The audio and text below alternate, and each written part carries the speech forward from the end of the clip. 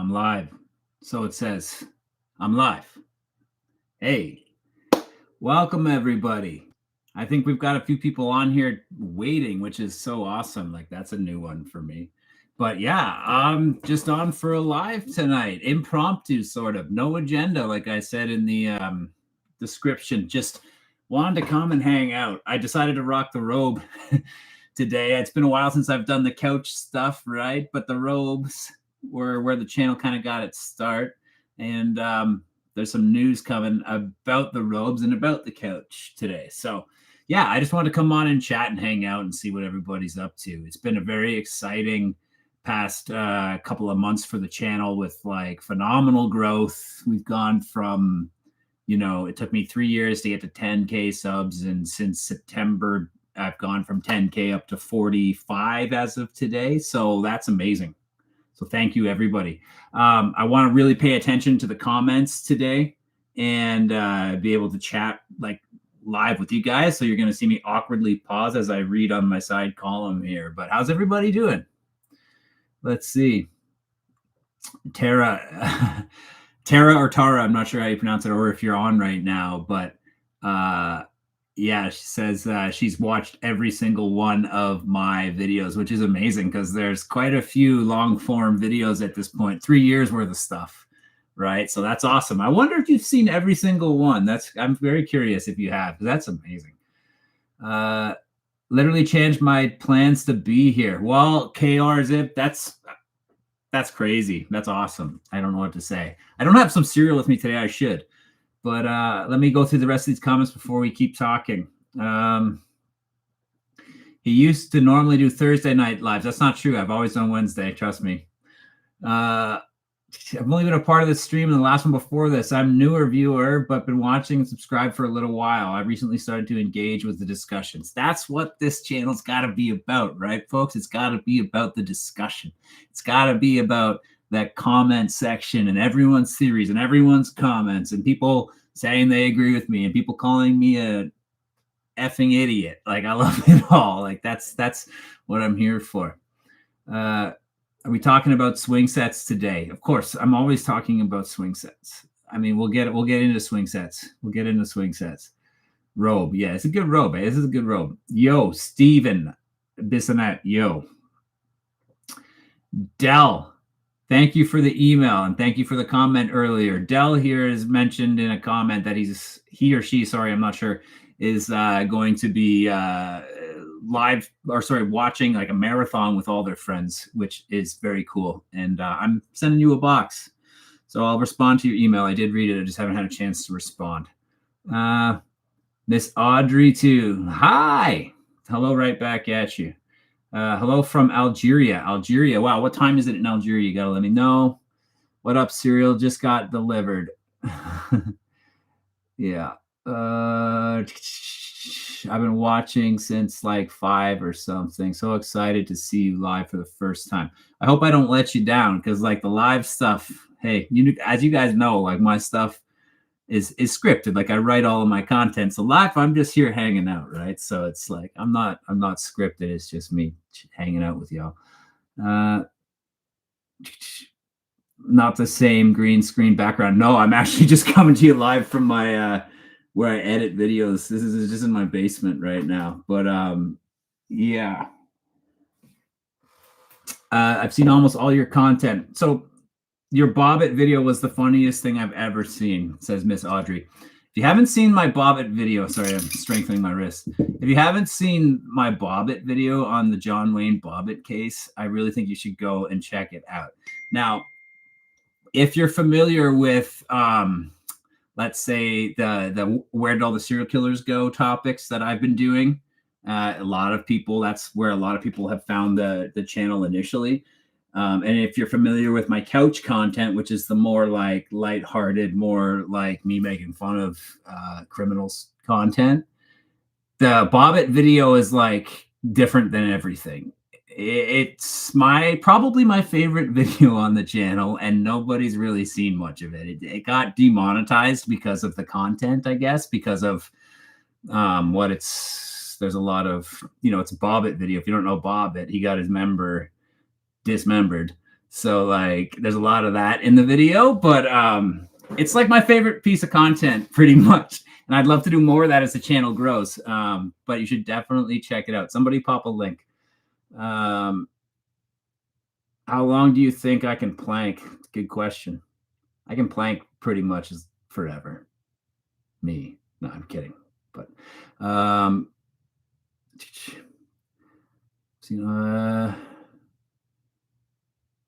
did you get my comment to do a video on Samuel Little? Yeah, I talked about Samuel Little very briefly in the latest video on tech. I talked about him, just briefly touched on him. And I'm sure he's somebody that's going to be covered in the future in his own episode. I just haven't gotten to it, but I did touch on him in the latest episode. Garbage Day. Yeah, that's do you see that? I have a copy of that film right over here on VHS. All of a sudden I can't remember what it's called. It's about Christmas horror movie, right? Like it's terrible, terribly awesome. How did you get your name? Do you mean breakfast cereal? I'll tell you if that's what you want to know. Just discovered this channel a week ago. It's unique and strange, and I love it. Hey, that's awesome. It's I'm glad to hear you think it's unique. That was my plan setting out, right? I watched a decent amount of true crime, and I had all these questions all the time, and I never saw anybody like talking about them. Or I would be watching a documentary on anybody you could name, right? Ed Kemper or BTK, and they would say something in there that would make me like kind of laugh, and like not in a victim way, but like laugh at the killer. And I was like, it's not supposed to be funny, but there's something that's darkly humorous, and nobody's talking about that. And I think there's more people that think that like me. So I'm going to make those videos. Hey from PEI, what's up? And hey from Calgary. I'm like Canada as well, right? For those of you who don't know, I'm Canadian. Growing fast. Congrats. 100K in no time. Hopefully. I'm excited to hit 50K. I got to admit, I'm very excited about the opportunity, like about hitting 50K, especially with the way the channel is just kind of going. And what's exciting, actually, guys, is the idea that I'm seeing views across the channel right now. It's not just one video or two videos driving things. A lot of the back catalog of stuff that I worked so hard on for 3 years is now getting its turn and getting some of those views. Like I've seen thousands of views across videos that for the first 2.5 years, the 3 years were up. Like for example, the BTK video that I have, it's like the first or second episode on the channel. It was up for 3 years with 2,000 views, and now it's at 149,000 views or something like that. And that all happened in the last 2 weeks, right? And that's a it's like a 3-year-old video. And unfortunately, I got people in that video that be like, hey, quit talking with your mouth full. It's disgusting. And there's a lot of comments, people hating that I eat and telling me, don't do it in the next episode. And it's like, sorry, that's a 3-year-old episode, and you're in for a surprise, man, because I got like 3 years of content of me eating. It gets better as I go. I eat. There's less talking with my mouth full. There's just the BTK episode and the Dahmer episode and some of those. Those were the first ones that I did, and I wasn't used to being on camera. I didn't know what I was doing. I was nervous. I was uncomfortable, and I was trying to do the cereal thing. It was my thing. So I was trying to figure stuff out, and I was probably, talking with my mouth full a little too much. As I go on, I get more comfortable. I'm barely ever really eating it. I'm kind of moving the spoon around, but I don't eat that much. And in the future, I'm just not going to do it. Discovered your channel recently. Liked your style. Hey, Cosmo just gave me $1.99. That's sick. That's awesome. Yeah, I guess there's an option now on the channel. I'd love to never, ever, ever do any sponsorships. I want to keep my content like clean of like crappy ads. Like I'm going to see Manscaped. Like I'd really rather not. I understand why people do that. You have to be able to make money in order to do this, right? Like you have to be like, if I want to be able to make this my full-time thing, which I can release lots of content, I obviously need to earn a living.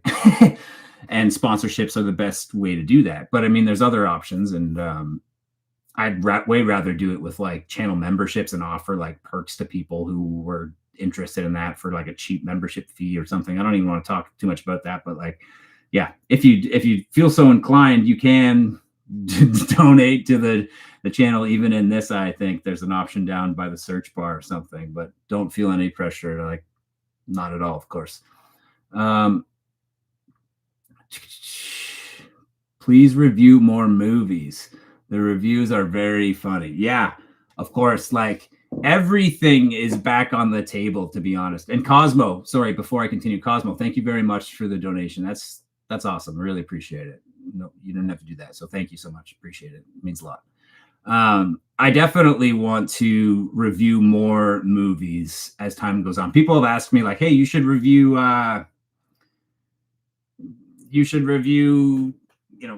Mindhunter. It's just like, yeah, but Mindhunter is good. It's really good.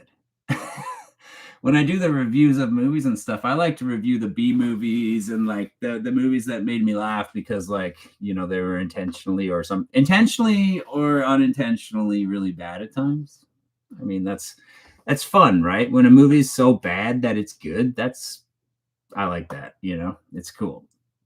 But yeah, as the channel continues and I start ramping up again, just so everybody does know, that there's been a lot of comments of people asking me to please don't give up on the couch. Don't bring back the couch, from the content. If you're not familiar with what I'm talking about now, you go back and look at my back catalog at all the episodes of me making fun of the bad guys. It's all done on this old couch. That's what I mean by couch.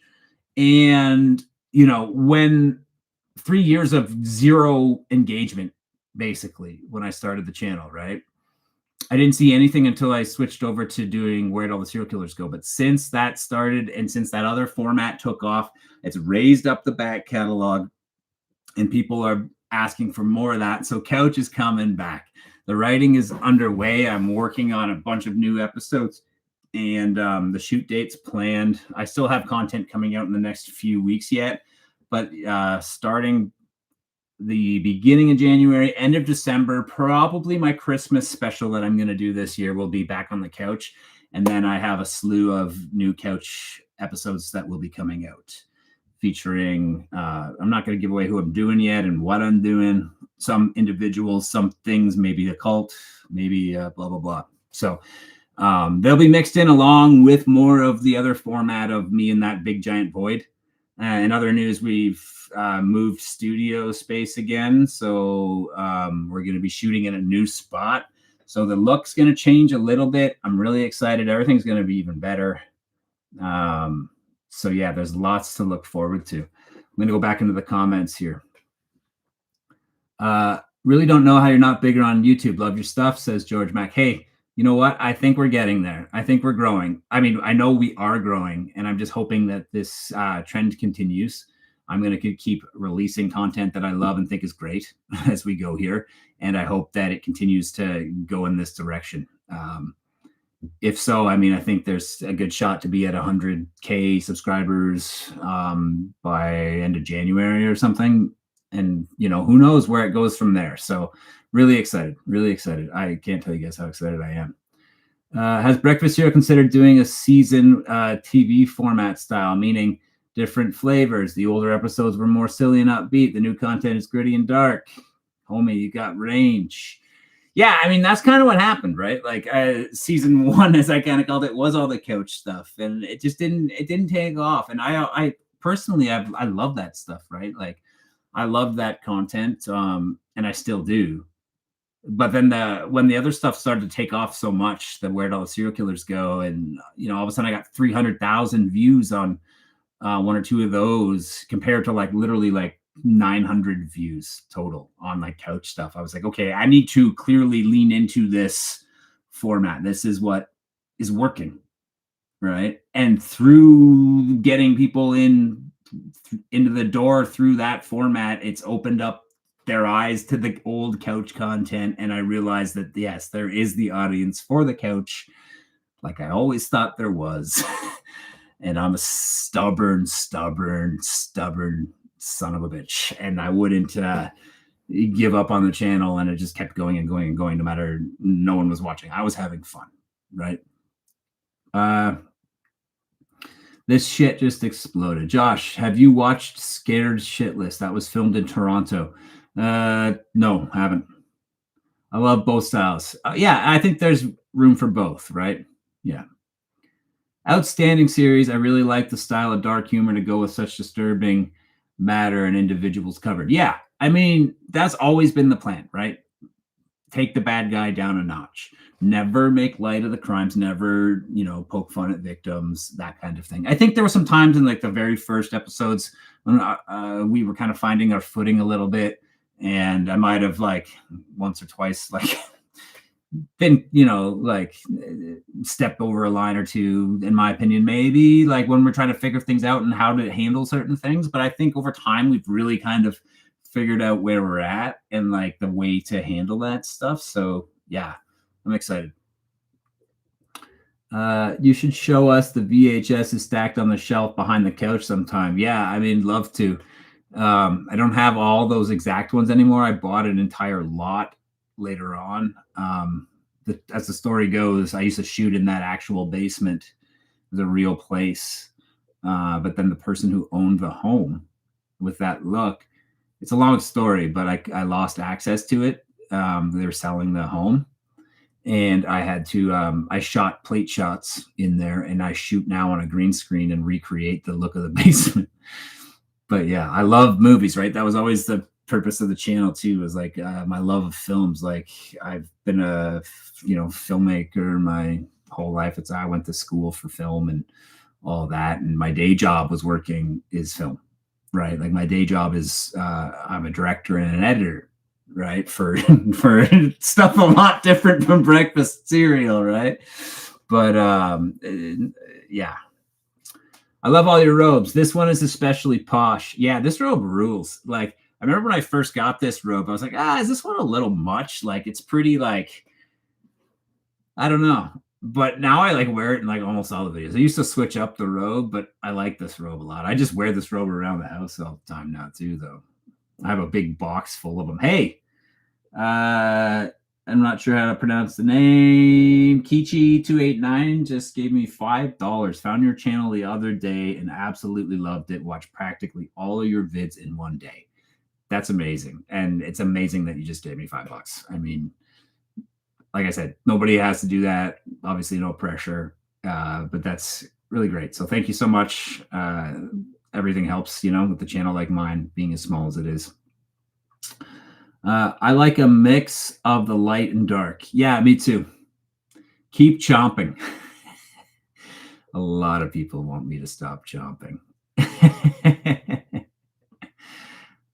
Love the content. Can't wait to see how far you go. Keep doing what you're doing and look after yourself, mate. Thanks, Alicia. I will.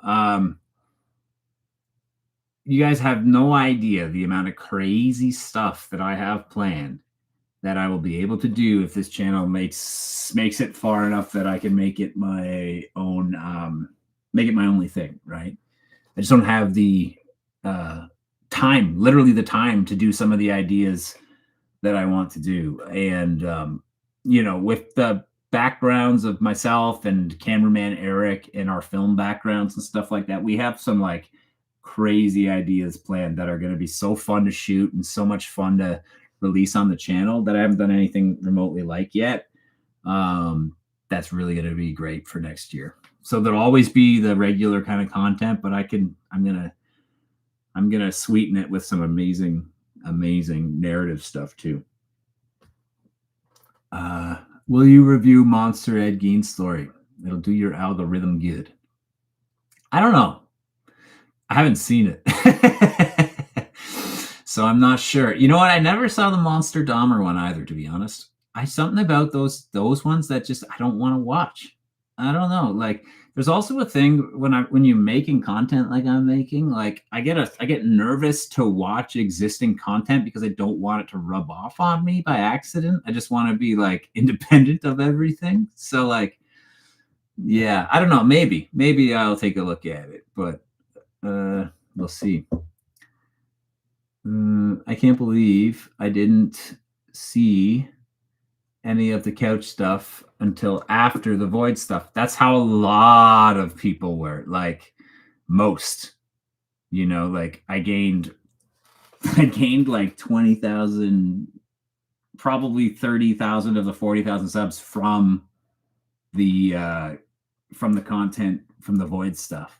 And then just recently, the back catalog has been getting its lift. The Dahmer video, the BTK video, a few, and a bunch of the other ones have been getting like only like a couple thousand views every couple days. But that's, you know, they went 3 years of being up and only getting like 20 views every few days.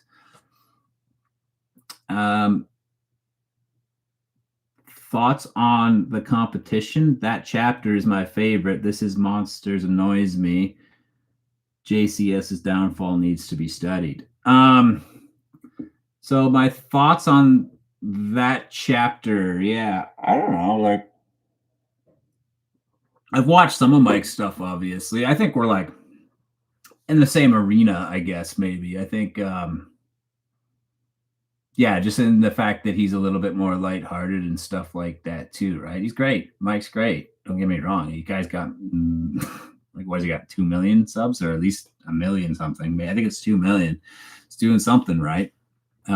I reached out to Mike a couple times because I wanted to like get him on, and like I wanted to try to like do like a Guess Who episode with him or something. He just never responded to me. But that's fine. Like, I get it. Like, he's big. He's got bigger fish to fry than my channel, right? But it's too bad.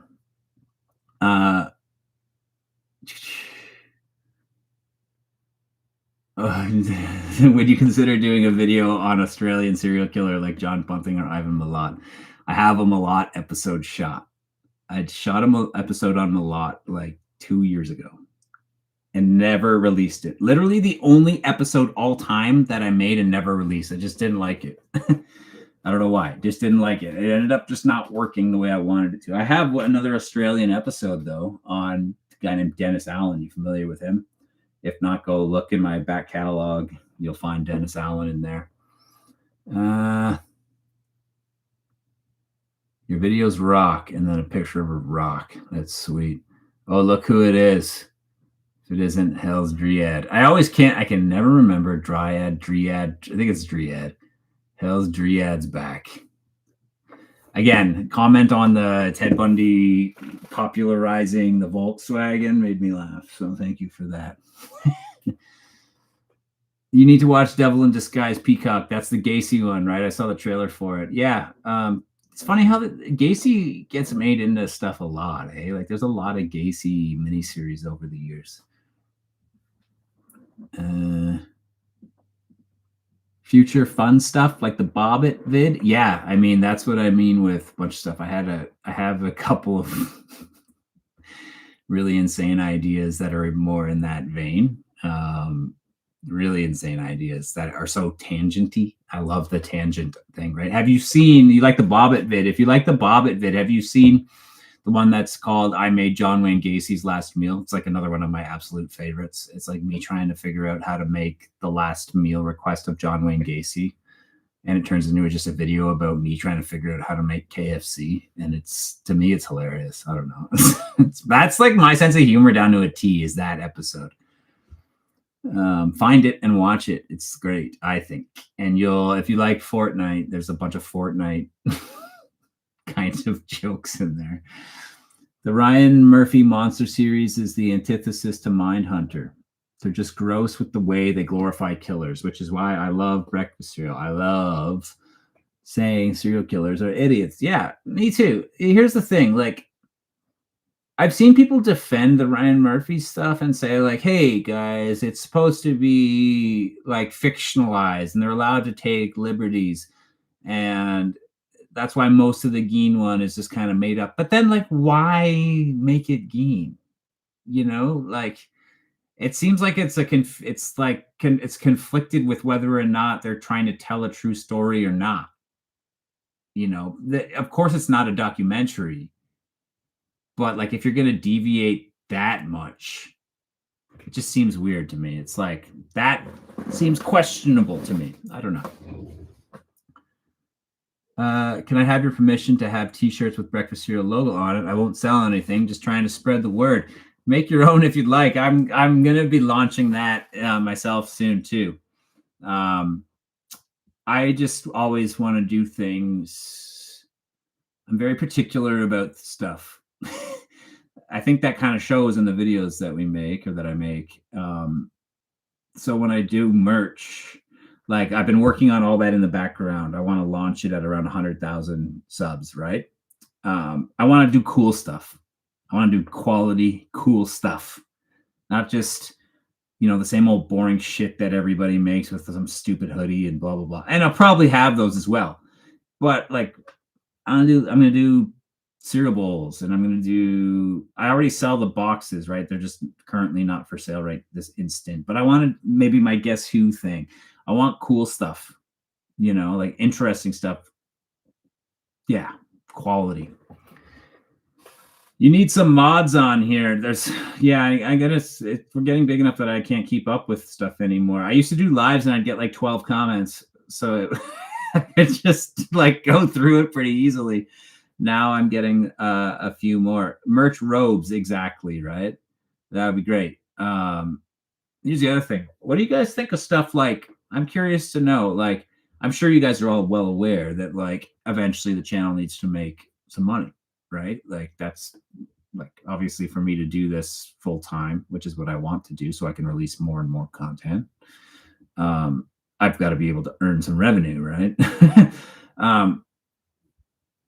People get pissed off about sponsorships, right? Like I used to work for a huge YouTube channel, like an absolutely behemoth of a YouTube channel creator. I was the director of content for a channel for a couple of years, and we did sponsorships all the time. I sold sponsorships for that channel all the time. That's where most YouTubers, most creators make the majority of their revenue is through sponsored content.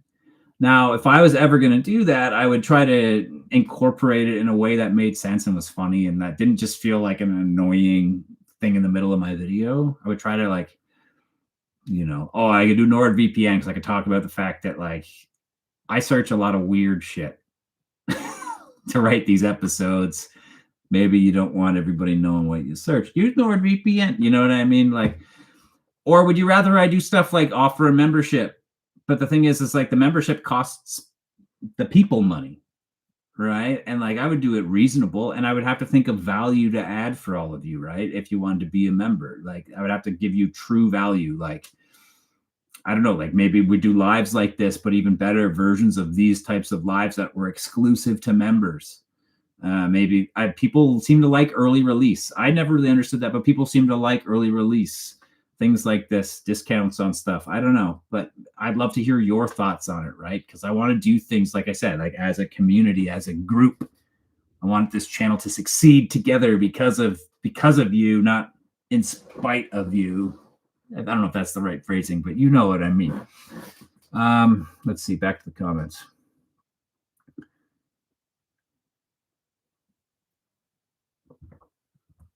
Get sponsored by a pepper spray and taser company. I mean, I should do Magic Spoon, right? Like, I mean, I somehow think they probably don't want to be associated with me, though.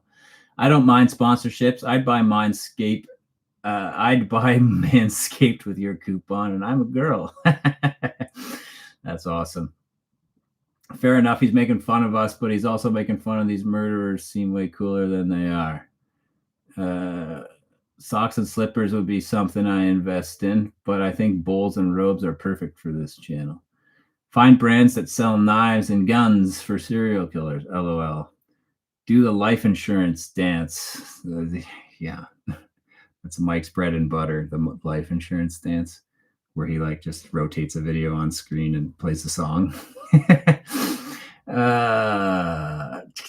Found your videos earlier this week. I didn't realize you only had 60K subs. I don't even have 60K subs. I only have 40, 45.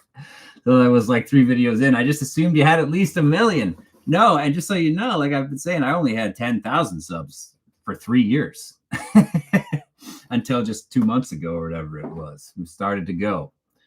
What kind of watch do you have on? Boom. Casio, baby. I love this little watch. I've always had a gold Casio. I had a different one for a while. I'm in the market right now. I would like to buy. I'm keeping my eyes on eBay. I'm going to buy myself or ask for a gift I want to watch from 1984, the year I was born. I think that's cool. Like a nice watch from that year. That still works, obviously.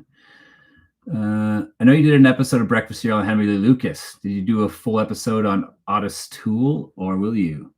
I don't know if I'll do a full one on Otis because he's quite heavily in the episode on on Henry Lee Lucas. Henry Lee Lucas is another one of my favorites. Like it's where I started to go a little more freeform in the writing, and I like that approach where it's like tangenty and like I get just kind of get going. Oh, Riley gave me $5. Have you done a video on Brian Kohlberg? Who else do you have in mind to talk about? How do you start your morning? Brian started his by washing his hands a lot. Brian is in the works. Yeah, that's in the works. That'll be one of the ones that I have coming out very soon. Not very soon, but soon. It's in the works. As long as sometimes I sit down and like that's in the works, and I sit down and I get into it and like a struggle, so I have to put it off because they're not always as easy as it seems. Tara or Tara says, which one? Woo, which one? I don't know what you mean by that. I love Magic Spoon. Just had a bowl. I thought it would be weird to bring it up. Not weird. I was going to eat cereal in this too. I actually eat a lot of cereal. I'm actually taking a break from cereal right now because I'm too many carbs after a while, you know. Have you considered doing a video on Wesley Allen Dodd? I'd have to look that one up again. That's slipping my brain at the moment. It's somewhat novel to see a Canadian's perspective on serial killers. How so? I mean, we have our share here, so you tell me what you mean by that. I'm curious. Those were the days. Your channel will boom, mark my words. Well, thank you, Sammy. I really hope it does. Hell's Driad says Josh sold out. This channel was ahead of its time 3 years ago. Steve buys Sinet. Are we going to chat about swing sets? Yeah, let's chat swing set, okay? You know what? I'm getting really hot. I'm going to have to take this off, but I'm only wearing a beater under here. This robe is like very warm. Okay, so swing sets. Swing set theory has been around on the channel since like episode 4, I think it was 4 or 5. Ramirez.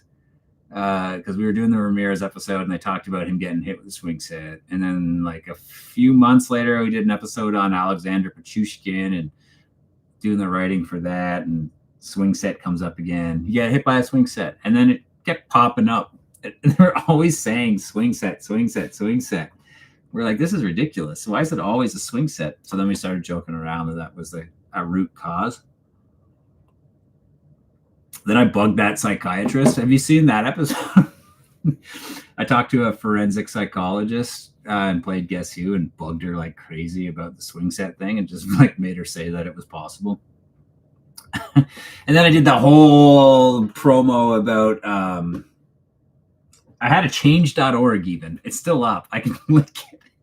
I did a whole campaign, like a fake campaign about getting swing sets banned across North America. And in the video, I talk about a change.org, and I started a change.org, a petition online to have them banned. You could go in and put a signature and stuff. I thought the commitment to the bit was hilarious, right? That T-shirt that I wore with like, it was like a Ghostbusters type red circle with a cross through it with a kid on a swing. Do you do the editing yourself? I do. I edit all the videos. I've been an editor forever, right? An editor was my job. I used to even work in an editing lab. After I graduated film school, I worked for the school in the editing department. But yeah, I've been editing forever. Steve got hit with lots of swing sets. French fries cause car accidents. See, this one I'm not familiar with. It's another one. Yeah, I was hit many times. Which YouTuber did you work for? Oh, okay. I was commenting in real time. And it's Tara, like Gone with the Wind. Wait, who's Tara in Gone with the Wind?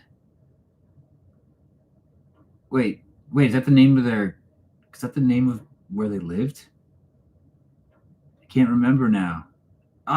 It's driving me crazy because you got Scarlett O'Hara, you got Ashley, you've got, oh man, yeah, maybe that was the name of their homestead. I can't remember. Hijacks gave me $1.99. You do the editing yourself, production A+. Hijacks, I really appreciate the little donation there. Like this channel's small, every little thing like that is a huge help. And yes, I do the editing myself. I really appreciate that donation. Thank you so much. I do the editing myself. Editing, believe it or not, guys, the editing takes me. Well, maybe you do believe it. The editing of each episode takes me a long time. It takes me a long time to get through some episodes, especially the couch ones, because a lot of the stuff that I end up adding in the edit isn't on the page. So it's like I'm working my way through the edit and I'm like, oh, it'd be funny if I cut to this. And then I go down some rabbit hole of editing where I work on something for like 2 hours only to go like, you know what? That doesn't really work. Back to square one. So it can take a while. Excuse me. Let's see. I saw the forensic psychologist episode. Swing sets for an excuse for parents that are physically abuse their kids and just lie to the doctors, which I could see being true. Yeah, that was great though, because she was like, I said, oh, so swing sets are like abusive husbands. Oh man, that was a great interview though. I loved talking with Dr. Rachel Tolles was her name. I just spoke to her yesterday or today actually.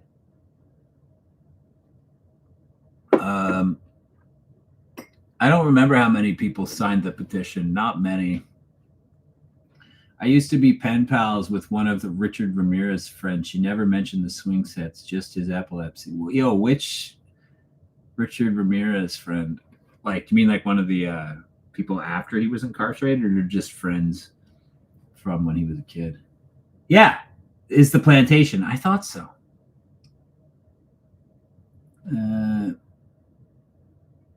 Ridgeway and BTK are definitely in the worst category. Yeah. Good morning, Josh from India. Hey, I'm not sure how you pronounce your name. Vicus. I think Vicus. You've commented a lot on a lot of videos. You've been around for a long time. Thank you so much. That kind of support, that kind of engagement is really helpful for the channel. I really appreciate it. You know what? I'm gonna switch robes because this is just too freaking hot. Give me a sec. I have another one that's not so hot. I don't know why I have all these robes down here, but I do. This is the original robe. Look at that. You guys got a wardrobe change right in the middle of the live. Yeah, this was the original one. This robe I actually just bought for like wearing purposes way back from a company called OAS based out of Sweden. I don't know, OAS. I don't know how you pronounce it. OAS or something like that. But it was a... Okay, let's see here. Year 2000s reality TV quality editing. I'd imagine it takes a while. I mean, yeah, that's kind of an insult. Like the first episodes for sure. It was like they're 3 years old, and even 3 years ago, it was way more on like trend to like cut to memes every like 5 seconds. Kind of gotten away from that a lot in the last couple of years, but yeah, the original stuff for sure. When did you start getting into serial killers, and who was the one that drew your interests first? Oh, wait, before I get into that, Pat Dunn, what do you primarily edit in? DaVinci, Premiere Pro? So Premiere Pro is what I used for ages for like, and I still use a lot for client work and stuff outside of breakfast cereal. DaVinci I've screwed around in. You know how, well, DaVinci was originally a lot more for just color, but it's really kind of made a huge leaps forward in the editing department in the last couple of years. Believe it or not, I edit all the breakfast cereal stuff in Final Cut. I was a Final Cut Pro user forever, like way back when it was still Final Cut Pro 7. I'm not going to get into the details of when they switched over to Final Cut X back in like 2010. Nobody wants to hear that, but I love it, especially for breakfast cereal. And that's not a popular opinion, but I love it. So yeah, who got me into it? It would have been Dahmer, watching those documentaries and stuff, and shows like American Justice A&E biography, like Dahmer episode and stuff like that. It's when I got into true crime, like back in the mid '90s when I was in elementary school, watching those kind of things like on summer break, like on 11 a.m. It's like biography channel or whatever, and I would watch those before Price is Right came on. As I say in the videos all the time, like you'd watch Price is Right and then like 40 episodes of Roseanne back to back to back to back on TBS. But that's where I really got into it. And then I have like a video I've been involved in since I was even younger. Like since I was like 10, I started editing at home and stuff. And then I married the two. Right. Any robe you wear will be too hot. This one's not too bad. It's not too bad. Do you wear robes when you leave the house? I imagine you always wear them. I do not wear robes when I leave the house. I do wear no. Ooh, you're stripping for us, Magic Mike. LOL. Love to robes too. Get you some silk robes when the YouTube money hits. Believe it or not, this robe here was ridiculously over expensive. It was dumb. This was not for the channel. This was something I had my eye on for a while and I picked up. And then all the other robes are like dirt cheap. I get from I go to the thrift stores and I see them and I buy like 4 for like $12. Yeah, I buy all my robes at thrift stores. I got actually the other one that I was wearing, I got from, who knows how it's pronounced, Asos. I've heard it either way. ASOS. I got that from that app, online from clothes.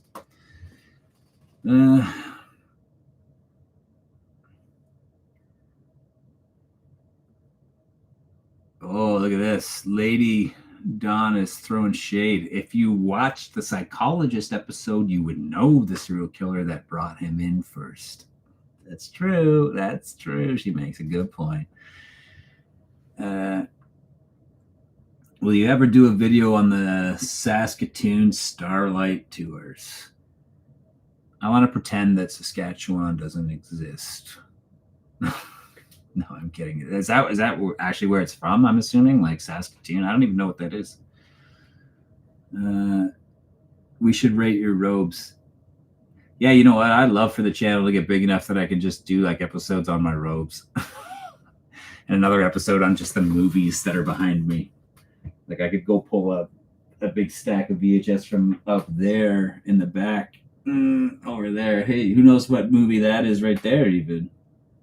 I mean, it's written right there, but it might be hard to read. That's a movie. I got over here. You got. Let's see. You didn't see my mess, but there's Blade Runner, and my favorite movie, Taxi Driver. Yeah. Rogue tier list. Yeah, we'll get to that, I guess. If you want to get really weird, you can do an episode on the killings attributed to Bigfoot. That's a sick idea. I love Bigfoot. You remember the movie, speaking of movies, Harry and the Hendersons? That movie used to scare the crap out of me when I was a kid. It's like John Lithgow, whatever you say. And they're like, their families, like, I forget where they're out in the redwoods or something. They're camping and they're on their way home. And they hit Bigfoot crossing the path. And then they end up taking him and they put him on their roof of their like station wagon. And they're driving down because he's unconscious, right? And they tie him to the roof. They think he's dead. And they're driving, and then he jumps down on the windshield from above and he screams like that. And it scared the crap out of me when I was a kid. And I watched it not too long ago. It's the most hokiest, cheesiest, corniest movie like I've ever seen, but it terrified me.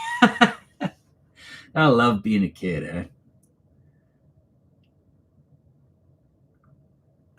Rex Hooverman, he's another one that's in the works. I'm a troubleshooter. You talking to me? Yeah. If you haven't seen Taxi Driver, like I get, this day and age, people kind of get think it's boring maybe because it's so slow, but it's slow with a reason, right? It's this descent and the freaking insanity and madness and like it's great. I love Taxi Driver. It's such a vibe, such a vibe. You should check it out if you haven't seen it. See, it's a movie though too. Like I didn't like it years ago either. When I was in my teens, I didn't like it. And then same with Blade Runner. I didn't like Blade Runner. And then I got into my later. I don't know. I just slowed down a bit, and then appreciated it and was able to see it in a different light. Both those films, and like, yeah, they blew my mind. Now I love them. Harry and the Hendersons. Yeah. I haven't been on a live in so long. You're blowing up, Josh. Hey, it's Betty Kruger. Haven't seen you in a long time. Betty is an OG. The other OGs are I'll Make You Uncomfortable. That's, I don't know if I can say your name, so I won't. You got I'll Make You Uncomfortable, OG. He's got I'll Make You Uncomfortable. It has the record most comments on the channel, over 500 comments, I believe, on the channel. Second most comments would be Wednesday. I don't think she's on right now. She'll get mad. She'll message me on Instagram tomorrow and be like, I missed it. I'm at Wednesday at the very beginnings of this channel. And Betty Kruger was, again, one of the original fans, too, back when I had like 50 subscribers kind of thing. We've chatted a lot. She picked up a few boxes, that kind of stuff.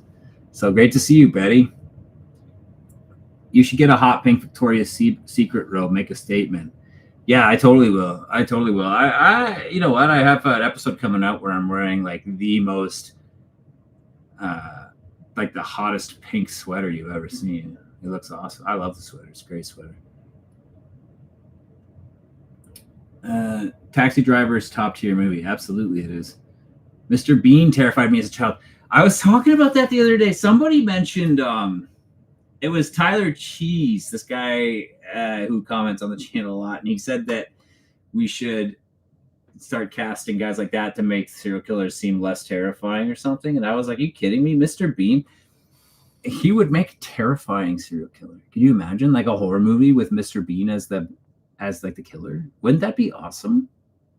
And then it got me thinking, like, there's an episode, like, who else would be like, if you flip the script, would be like the most terrifying serial killer or villain you could imagine. Mr. Bean's up there though. That would be awesome.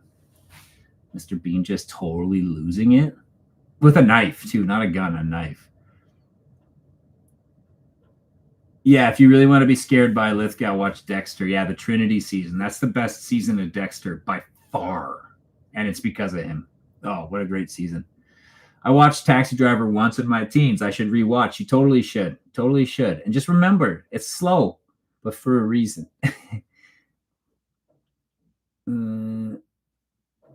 Season 4 was good. It mirrored BTK. Wait, was season 4 Trinity? I can't remember. I thought season 3 was Trinity. Season 1 is the ice truck. Season 2 is like the Bay Harbor crap. Season 3 is with that. Yeah, season 4 is Trinity because season 3 would be with Miguel. Season 4 Trinity. Yeah, okay. Yeah, that it kind of BTK-ish, yeah. Only been here a month, but I watched many of the vids. Top notch. Hey, Amstel, thank you very much. Appreciate that. Yeah. Been loving it. Been loving this uptick. Can't tell you how thankful and grateful I am for this uptick.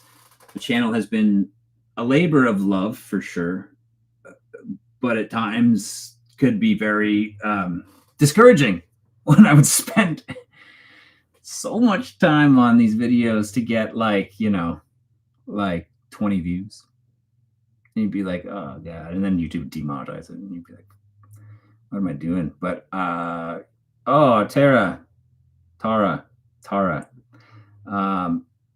Thank you, $4.99. That's amazing. I really appreciate the donation. Everyone asks, who's your favorite serial killer? I want to know, which serial killer do you hate the most? You know what else I I always like to point out, and no shade for asking the question, but who is your favorite serial killer? Is never always a question I don't like either. I don't have a favorite. It's not a color.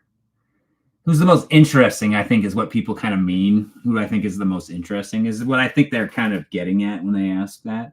Because it's weird to say you have a favorite, right? Because like that implies that you like. I don't like them. I find certain ones more interesting than others. Who's my least favorite? So you could kind of say that that lines up with like the ones that I find most interesting, right? Because like I find a BTK for some reason to be like one of the most interesting, and I like him the least because of that. Because yeah, that's confused. I don't know what to say. I just yeah, something about him. And if it involves ever, ever involves children, it's just forget it. Like forget it, forget it, forget it. We're not even talking about that. But yeah. Um, cool vids, bro. Thank you, Adrian. Don't give up. You're a very distinct and unique voice in this genre, and YouTube doesn't deserve you. Thank you. Oh, Insomnium says, how's it going? And gave me £6. Right on. Thank you. So you're over in Europe. That's awesome. I really appreciate that. Let's celebrate their first super on a live stream. Hey, thank you so much. Everybody say thanks to Insomnium. That's crazy. That's awesome. Really appreciate that. And what is up? Not much. And if you are truly in Europe, you're probably sitting there watching me at 1, 2, 3, 4, like 3 o'clock, 4 o'clock in the morning, your time, which would make sense for your name. So I hope you're doing well too.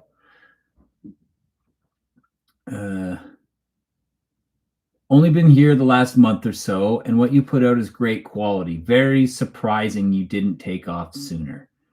See, I've always been stubborn. I've always believed in what we've been doing here. When I say we, it's me, it's my brother, and it's cameraman Eric. So there's always just been 3 of us. My brother's getting back into the fold again after being gone for a while, but he's getting back into it now.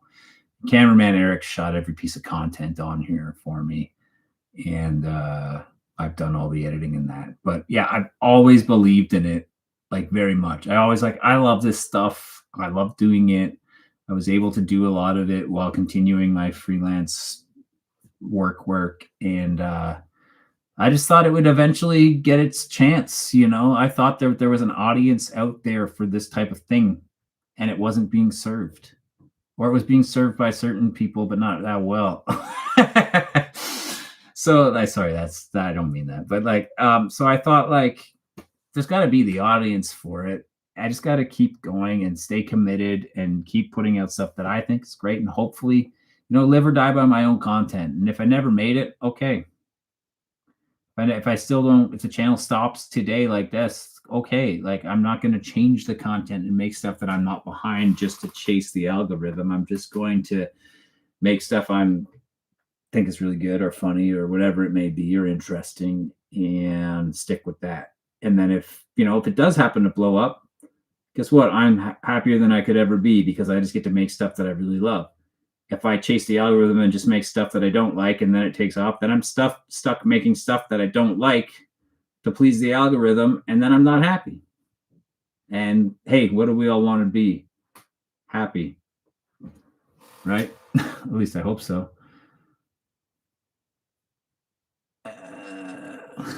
Zach Winters, I like the KFC episode. Yo, the KFC episode, you know what? I watched it tonight. I don't often rewatch stuff, but I ended up watching that episode tonight. I loved the KFC episode so much. Just because of chill Fortnite vibes. Chill Fortnite vibes, that guy, Dan, the KFC employee that's in that episode, is just incredible. Will Mindhunter come back? I'm going to go out on a limb and say no, it won't. I think there's a shot, in my opinion, that maybe they revisited it as a movie, but I don't think it'll come back as a show. I think he's moved on. And when I say he, I mean David Fincher. Shout out to cameraman Eric, indeed. It might be what's wrong with you too, Mr. Uncomfortable. uh, the old days of the basement, though. Yeah, it's coming back. It's coming back. Don't worry, basement's coming back. Coming back sooner than you guys know. So, well, like it'll be at least a month, but yes, I love this content. You is a serial killer? It's not a sentence. But no, yeah, people, that's a common joke, isn't it? That I'm a secret serial killer. Ooh, plot thickens. Have you ever visited the US? I lived in the US for a number of years, for 5 years, 2009 to 2014, roughly. ADL just gave me $4.99. Thank you so much. I've heard others comment that women like true crime more than men for some reason. Do you notice that yourself or have any thoughts? Disproportionately, women do like true crime more than men. It's funny. The forensic psychologist, she had a show that was called she had a show that was called The Psychology of Serial Killers. It was like a traveling show. You could buy tickets and go and see it in person. I went when she came to actually my hometown, which is how she ended up coming and being on my show, because I knew she was coming here and I contacted her before.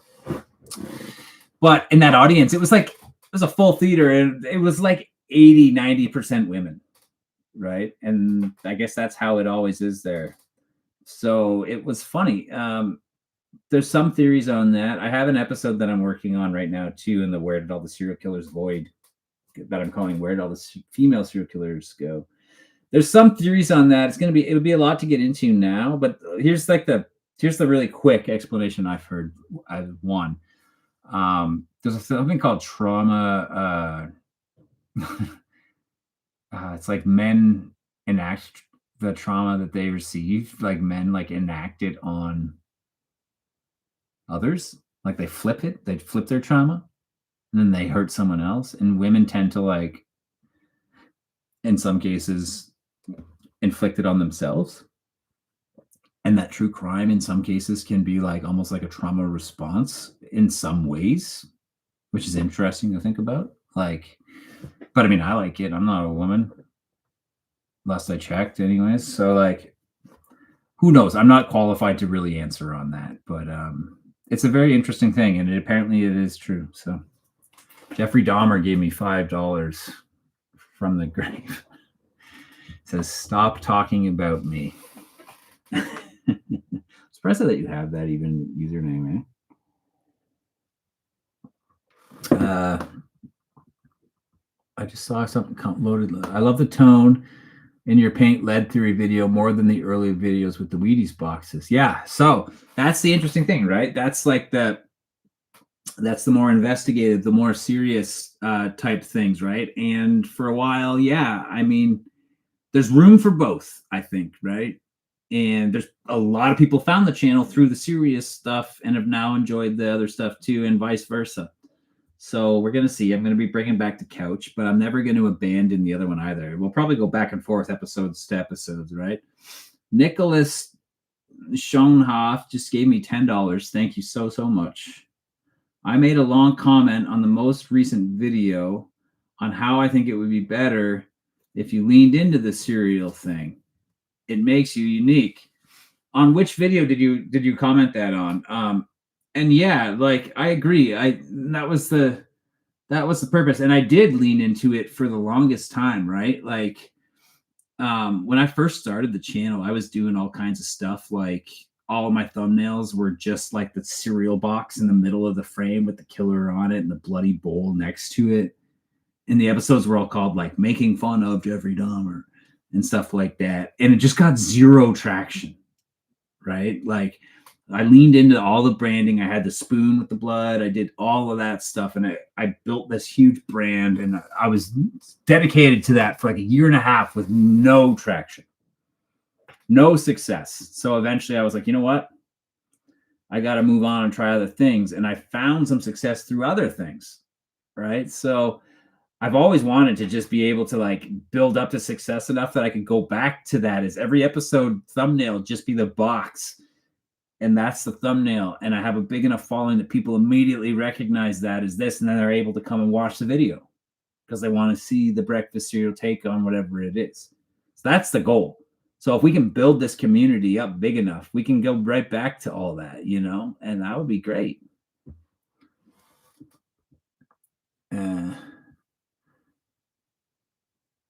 The cereal thing is the best. You should get a box. They're actually really cool. I'm going to be putting up, like I said, I'm working in the background on the best ways to offer merch and the best things to do.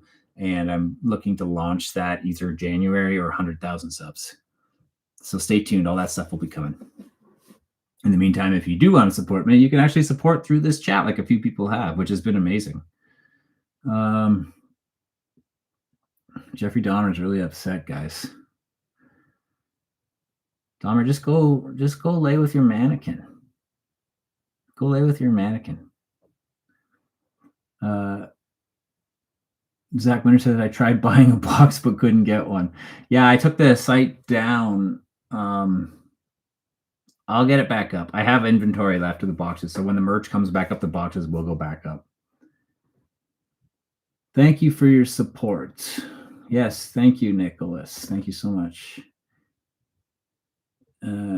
Today I had this guy in the comments. I was chatting back and forth with him. He was saying that Dahmer was a hoax, and that in the trial it was just Ryan Seacrest playing Jeffrey Dahmer. I was like, is that a real theory? Or are you just messing around? And the guy was like, no, it's for sure. Like, it was Ryan Seacrest before he was famous, though, like playing Dahmer in the trial. And I was like, but Ryan Seacrest was only like 16 in 1991. And that guy in the trial was not 16. Man, it was funny. It was funny. Sometimes the comments. Josh, would you like to hang out one day? I have a nice fridge.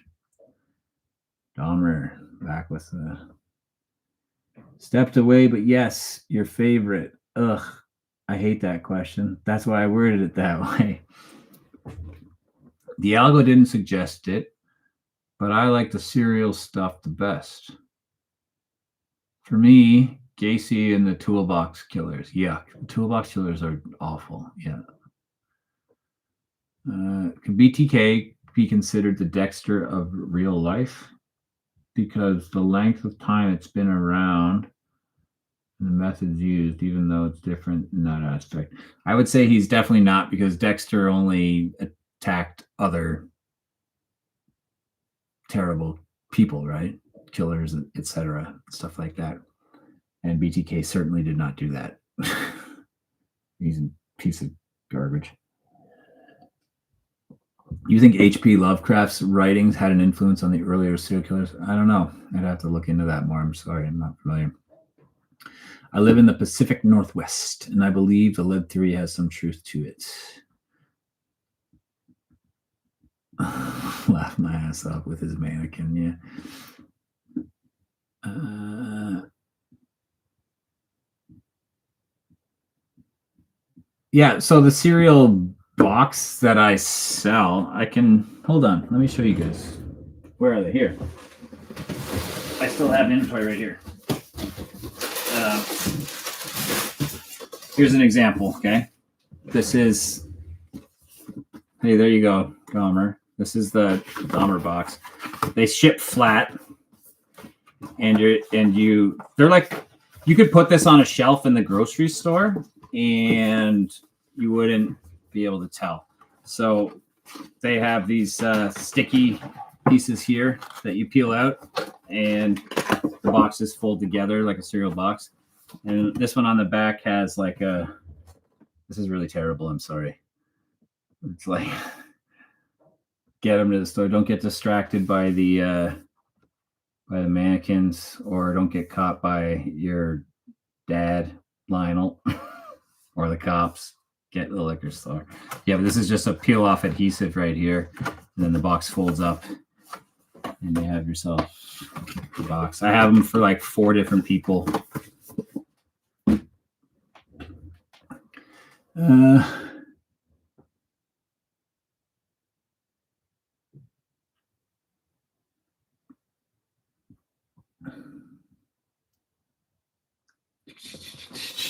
Betty, you're thinking of there's the toolbox, and then there's the toy box, and they're different.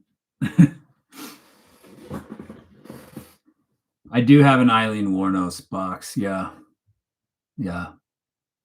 I that's one of the four. I have Gacy, Kemper, Dahmer, and Eileen. No, and Ramirez. So I have 5 different people. Can you get this drunk? What's up, Taco Matt? How do you make them? So the boxes that I make for my episodes. Here, 1 second.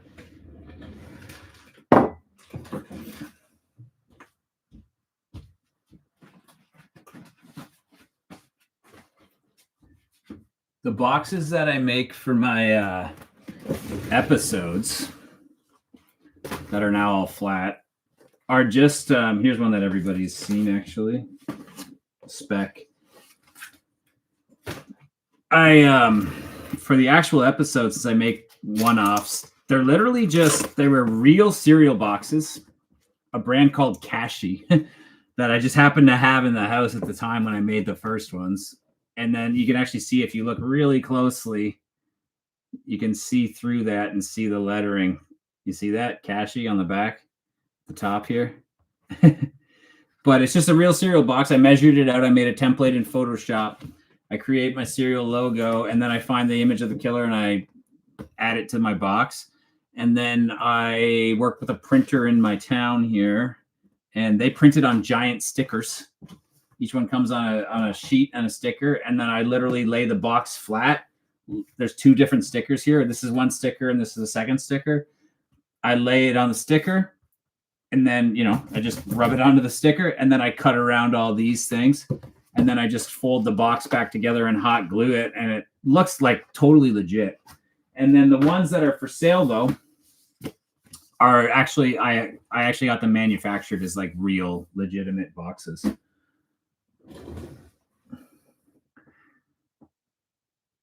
Nova Scotia. Can you do customs? Yeah, all my boxes are sent. I've sold like 90% of everything to people in the United States. Like 90% of the audience is US based, right? Like, I think I've sold like 3 boxes within Canada. Everything else has been the States and a couple to Italy, actually, for some reason. One I sold to like Germany or something like that too. But it's been all just US, yeah.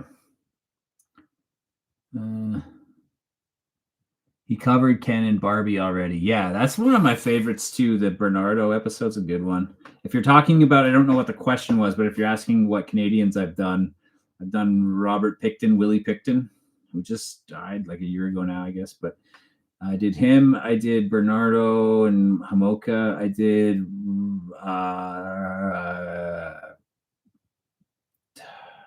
Russell Williams. I think that's it for Canada. You're from Canada? The Piggy Palace and Bruce MacArthur were really jacked for Canadian true crime. Oh, I did Luca Magnotta as well. Yeah, I am from Canada, 100%. And yeah, I've done the Piggy Palace episode. It's one of my favorites. The Willie Picton episode. It's like episode 11, way back when. The good one though. The boxes originally sold. I can't even remember. It's been like a year.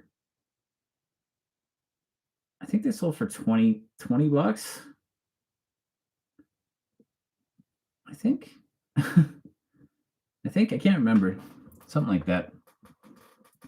I have to look. I could find out, obviously. And I'll be relaunching soon. So like, and it was free shipping back then too. So it wasn't too bad, Like, I mean, it's cost more than a box of cereal, but I mean, the thing is too, is as the channel gets bigger, they would come down in price. But like initially, I was ordering this like a year ago. I only had like 10,000 followers, and I had to order them in somewhat bulk, and I had to buy them up front and house my own inventory and stuff, right? So it was like, there was a lot of costs up front for me too, right? My dad met Ramirez at a party when they were teens in Texas. The one thing he said he'll never forget was his messed up teeth. Yeah, that's on the. Hold on. That's on my.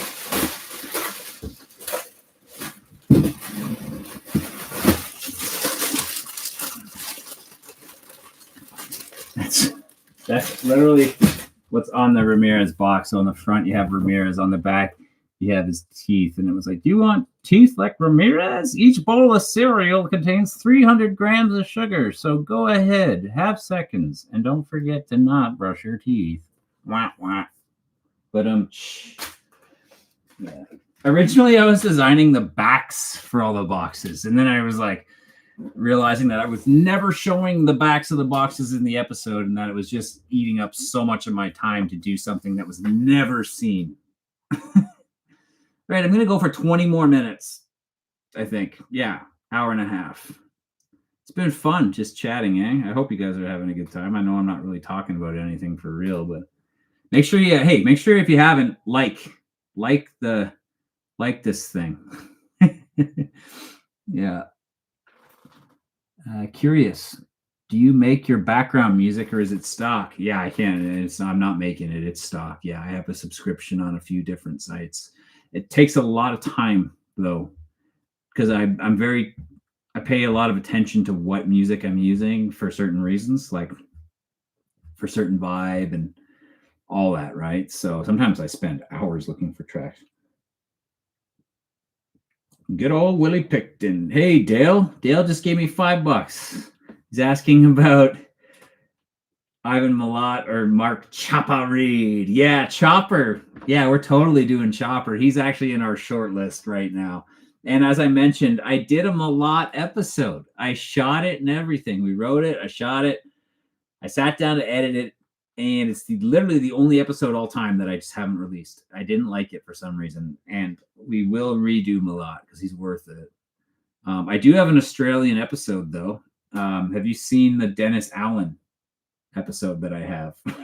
It's interesting. Let's put it that way. Interesting. Yeah, I'm sure maybe you're familiar with him. I bet you are if you're Australian, right? But maybe not. I don't know. Kath and all them. Some of them are still around, I think. Josh, I was in Orlando recently and went to visit the Casey Anthony house. The spot Kaylee Anthony was left no more than half a block away. There was a small memorial, quite disturbing, very disturbing. When are you going to get a P.O. box and a Patreon? Yeah, Patreon. I think I would rather do channel memberships than Patreon. You're right here on the platform already. You don't have to leave the platform to sign up and create a new account. Just do it right here on YouTube. Then we do like exclusive things for the YouTube members. I would do it cheap. Figure out some tiered access kind of thing. That's coming soon at some point too. Love to be able to do that instead of just having to do boring ass sponsorships. You know, if you get tired of cereal, soup is always a good replacement. I think I commented that on another video one time. Yeah. I love cereal. I won't get tired of it. I'm gonna be eating it a little less. Just pay attention in the next episodes. Actually, in some of the later ones too, it's like if you notice, I'm always like, I'm going to go, and then it cuts to something like a B-roll clip. I don't eat as much as it seems. James Herbert, I have re-clicked notifications. Hope YouTube keeps it on this time because I just thought you went inactive for a while. I've been more active than ever. Yeah, and I know you've been around a while, James, so thank you. Appreciate it. Yeah. Again, thanks to everyone that's donated a few bucks in my direction, a few dollars. Like that's amazing. Like, you know, like I appreciate it. It's a lot of work, and yeah, it all helps the ability for this channel to grow and for me to be able to make more and more content. I really want to get into weekly releases over bi-weekly, and I'll be able to get there in the next, I don't know, 6 months to a year if it continues the way it is, you know. That'll be awesome. What if you did a deep dive on what if you did a deep dive on serial killer where instead of one 15-minute video, it's a series of like 6 or 7 videos on them? I definitely think that's something of possible in the future. I need a more established track record of successful videos first, though, I think, because like um, I wouldn't want to go and shoot 5 episodes on something and then release the first one, have it perform terribly, but then have like 4 more lined up that I feel like I need to release because I already shot them or whatever, and like, so it's definitely something worth looking into. The thing about deeper dives too, like people said, you should do videos that are like an hour long. It would almost kill me to do an hour-long video in my style. Shows that aren't scripted or podcasts, let's say, like if you do a podcast, if I did a podcast, it doesn't interest me to do a podcast. I think people often refer to this as a podcast. It's not. It's videos, right? Like they're scripted, and the amount of editing that goes into something like mine compared to like just like a podcast where it's somebody talking in a mic and they throw a picture up on screen, like it would take me a year to make like an hour-long video. Like it's just not. Perhaps I could get to a spot where I could offer that as another thing where there is just free form stuff and there's no editing involved, but that's not really where my interests lie as someone who makes videos and films and stuff like that. So I mean, it's possible, you never know, but like we'll see. Winter Bros Stories just gave me $4.99. Keep up the videos. Just wanted to send a few bucks. I know you put in a lot of effort. Hey, that's awesome. Winter Bros Stories. What do you do with the it seems like you got a mic there. Are you a podcaster? What's the deal? Oh, we got a few people throwing a few dollars my way. That's so nice, guys. So I can't express how nice that is. Sorry, Bernie gave me 5. Says, how tall are you? I'm guessing 6'2". You're guessed exactly right. I'm 6'2". 6'2", 204 pounds. If you gotta know.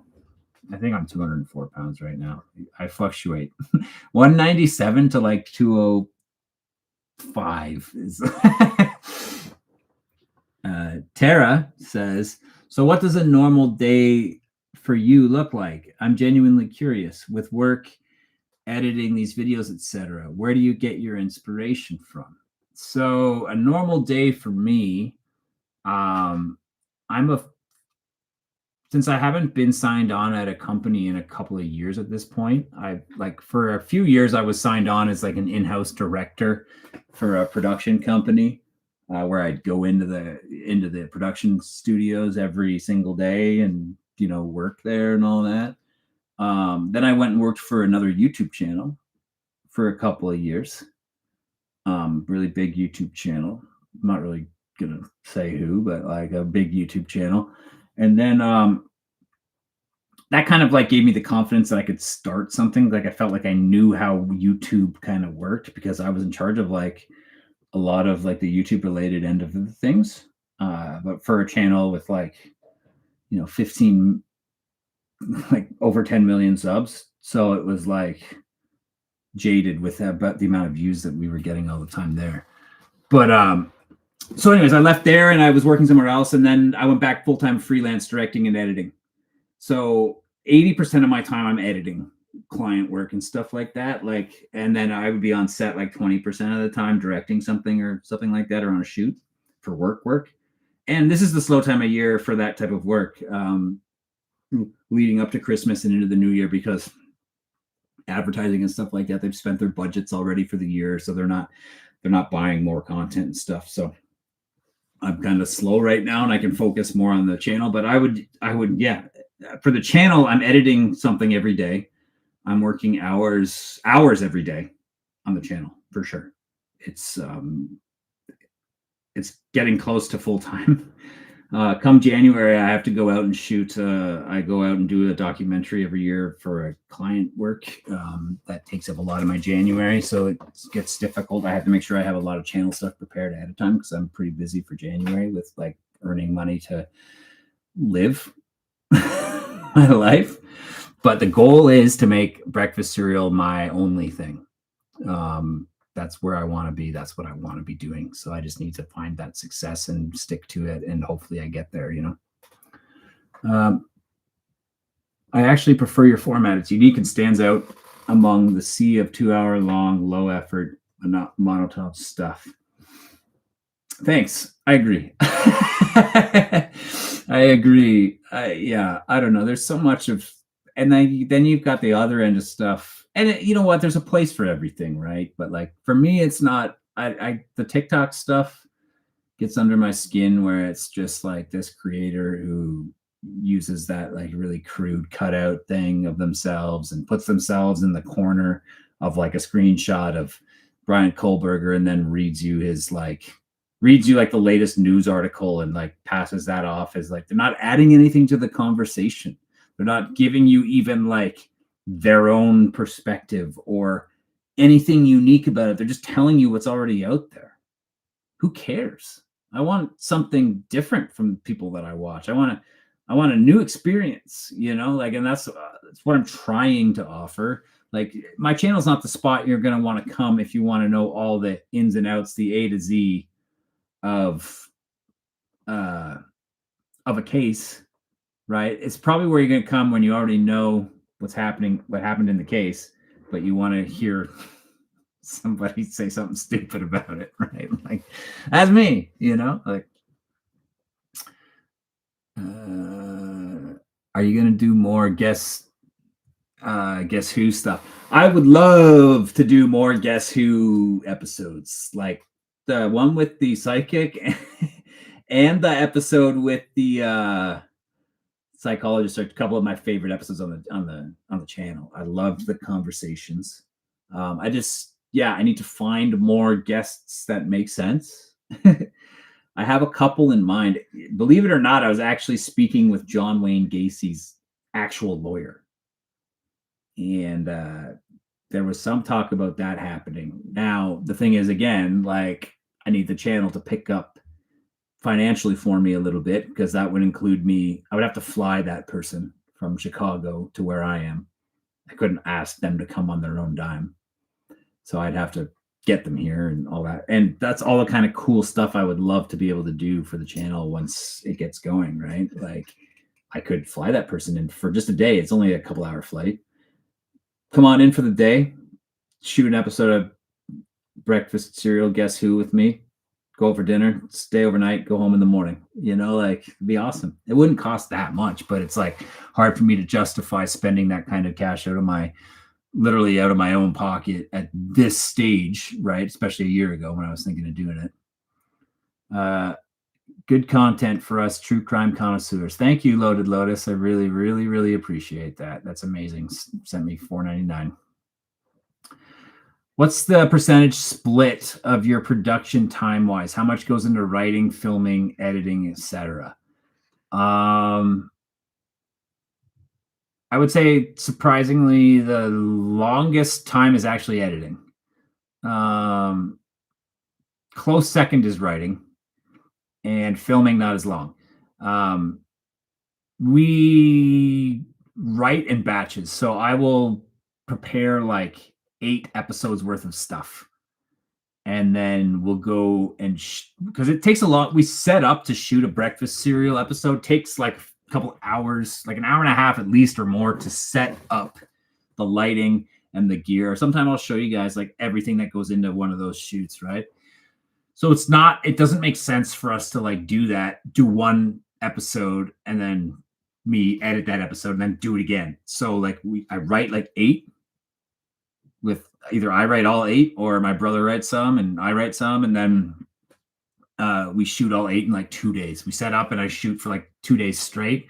I get all the content for 8 episodes done, and then I edit those. And while I'm editing those day to day, I'm also working on the writing of the next 8, so that by the time I've run out, but usually by the time I'm like 7 of 8 have been edited, I'm shooting the next batch. So I'm always like one ahead, kind of. But yeah, I've gotten a lot. At least I like to think I've gotten a lot better on camera over the 3 years, and I'm able to to get through my episodes a lot like more confidently and even quickly than I used to be able to. I used to mess up like so much. I don't mess up like a whole ton anymore. Like obviously I still do, but not nearly as much as in the early days. So I'm able to get more episodes done in a day than I used to be able to. Because like there's a certain sweet spot too. It's like five is like max. 4 is probably better, like in a day, because like I get tired, and then the performance starts to suffer because like I'm starting to get a little bit just kind of, out of it in my brain, and better to stop and then pick it up the next day and do more so that it's fresh and feels good and my performance is good, because that's important for the channel. Keys is well known. There's a girl who covers every angle of him. It's really good stuff, though. I did a Keys episode not too long ago.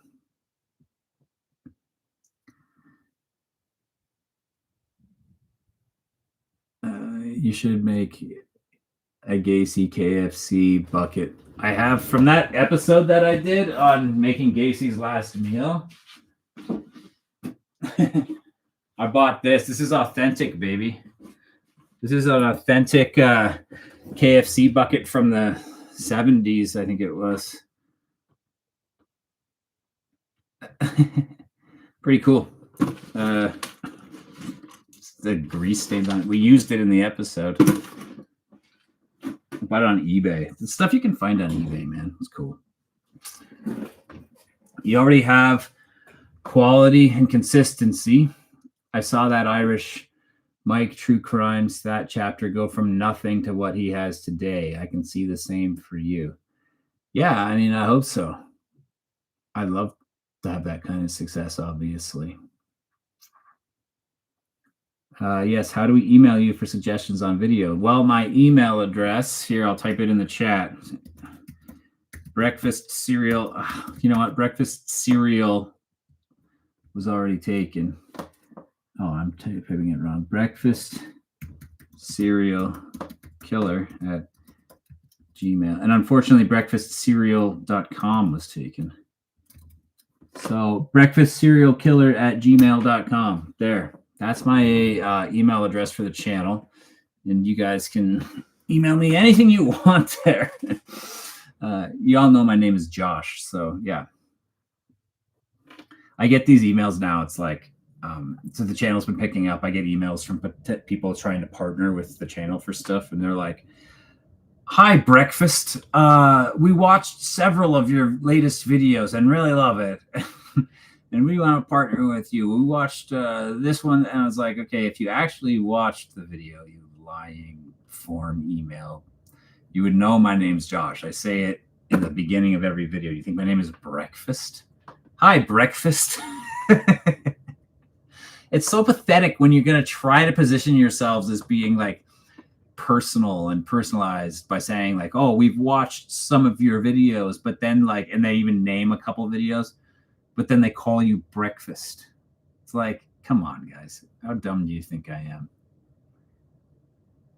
Would love behind the scenes content. Yeah, well, when I get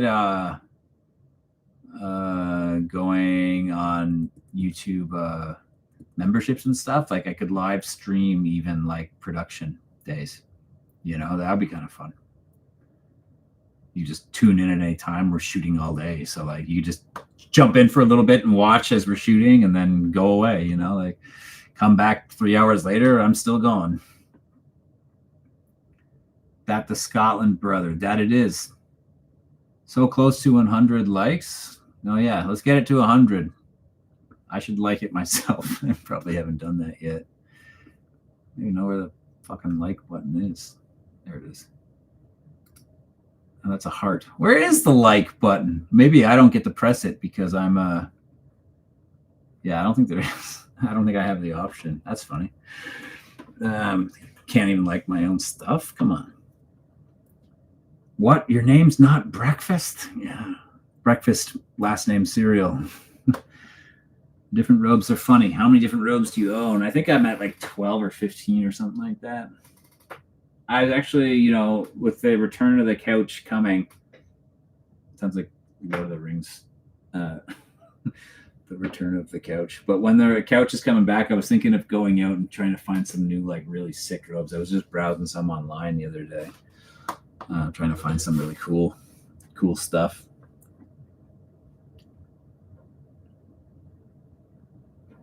There we go.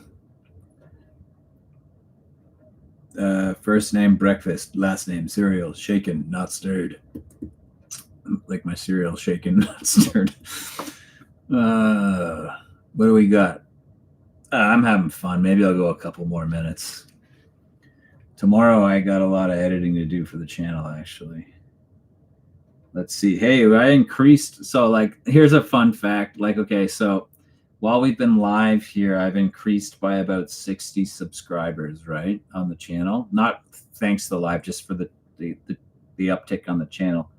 So that's in an hour and a half.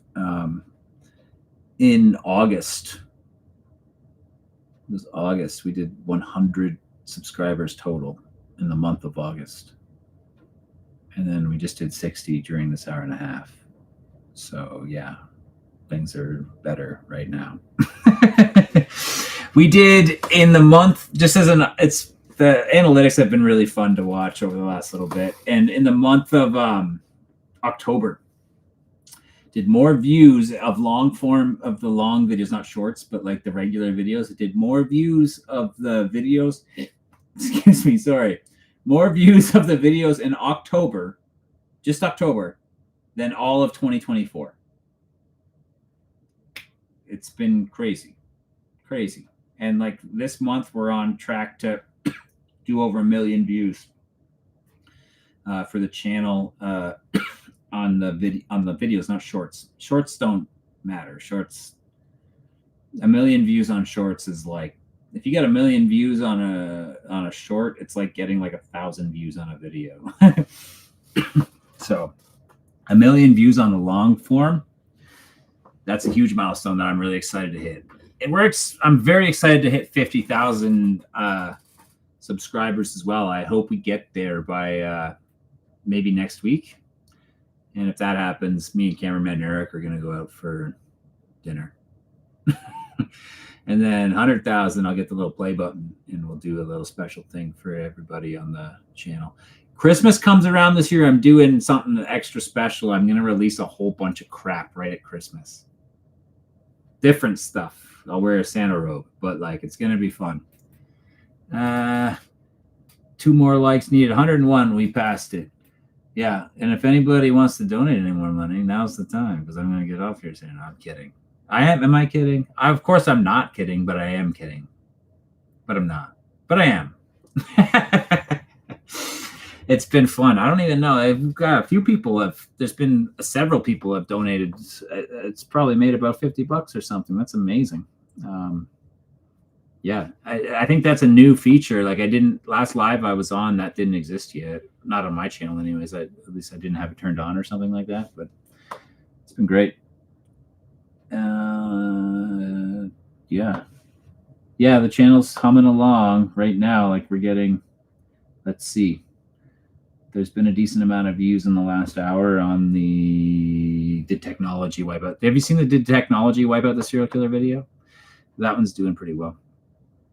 Since you've covered Bronson, will you cover other non-serial killers? Also, it would be interesting to see a video on vigilante groups like the Bold Knobbers.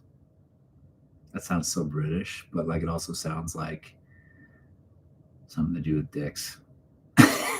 But Bronson, so do I want to give it away? I have like so if you've seen my KFC episode by any chance, or the Ed Kemper one, Bronson has his own book. He has his own workout book. I've got a whole video planned where I'm working with a personal trainer to do the Bronson workout. He even does like dick workouts. I don't know how I'll do that portion of it and keep it not like very X-rated for YouTube, but I can't wait to do the Charles Bronson workout. That'll be so much fun for an episode. But yes, short answer, yes. Okay, I'll give away one episode for the couch that's coming out, and it's not a serial killer. It's on Does anyone know who Clark Olson is? If I said the term Stockholm syndrome, that would probably help. And that's one that's coming out. He's not a serial killer, right? We're going to be moving more and more into that arena, to be honest. One other one that we're doing, I'll give it away, Heaven's Gate. So we're getting into that type of content as well. So, I'm also going to do Danny Rolling. He is a serial killer. So, like, the serial killer stuff will still be there on the couch, but there's also going to be these other types of criminals and crimes as well. You got to cover yourself in Vaseline. Yeah. Butter. Wasn't it butter?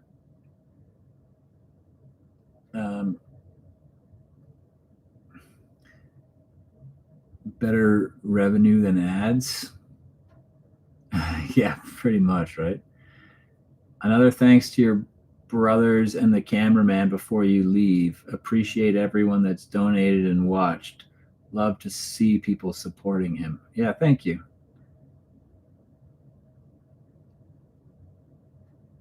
Hey, Nicholas, thank you so much for the $5 there. He says, I've been doing a lot of computer work lately.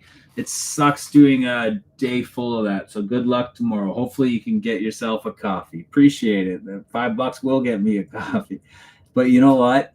There's absolutely nowhere I would rather be than editing. It's my absolute favorite thing to do in the world.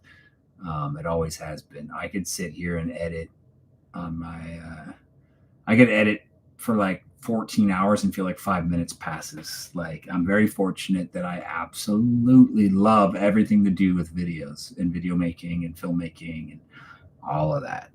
Someday in the future, I'll figure out a way to share if anyone was interested.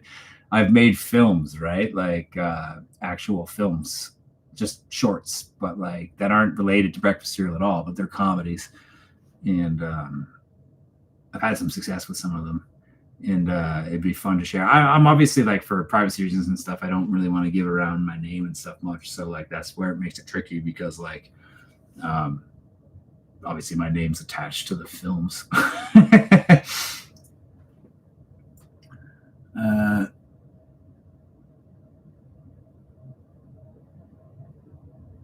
How do you feel about the leaders of America and people who can authorize a nuclear strike? Total, very intentionally never going to get into politics on my channel. I'll leave that to other people.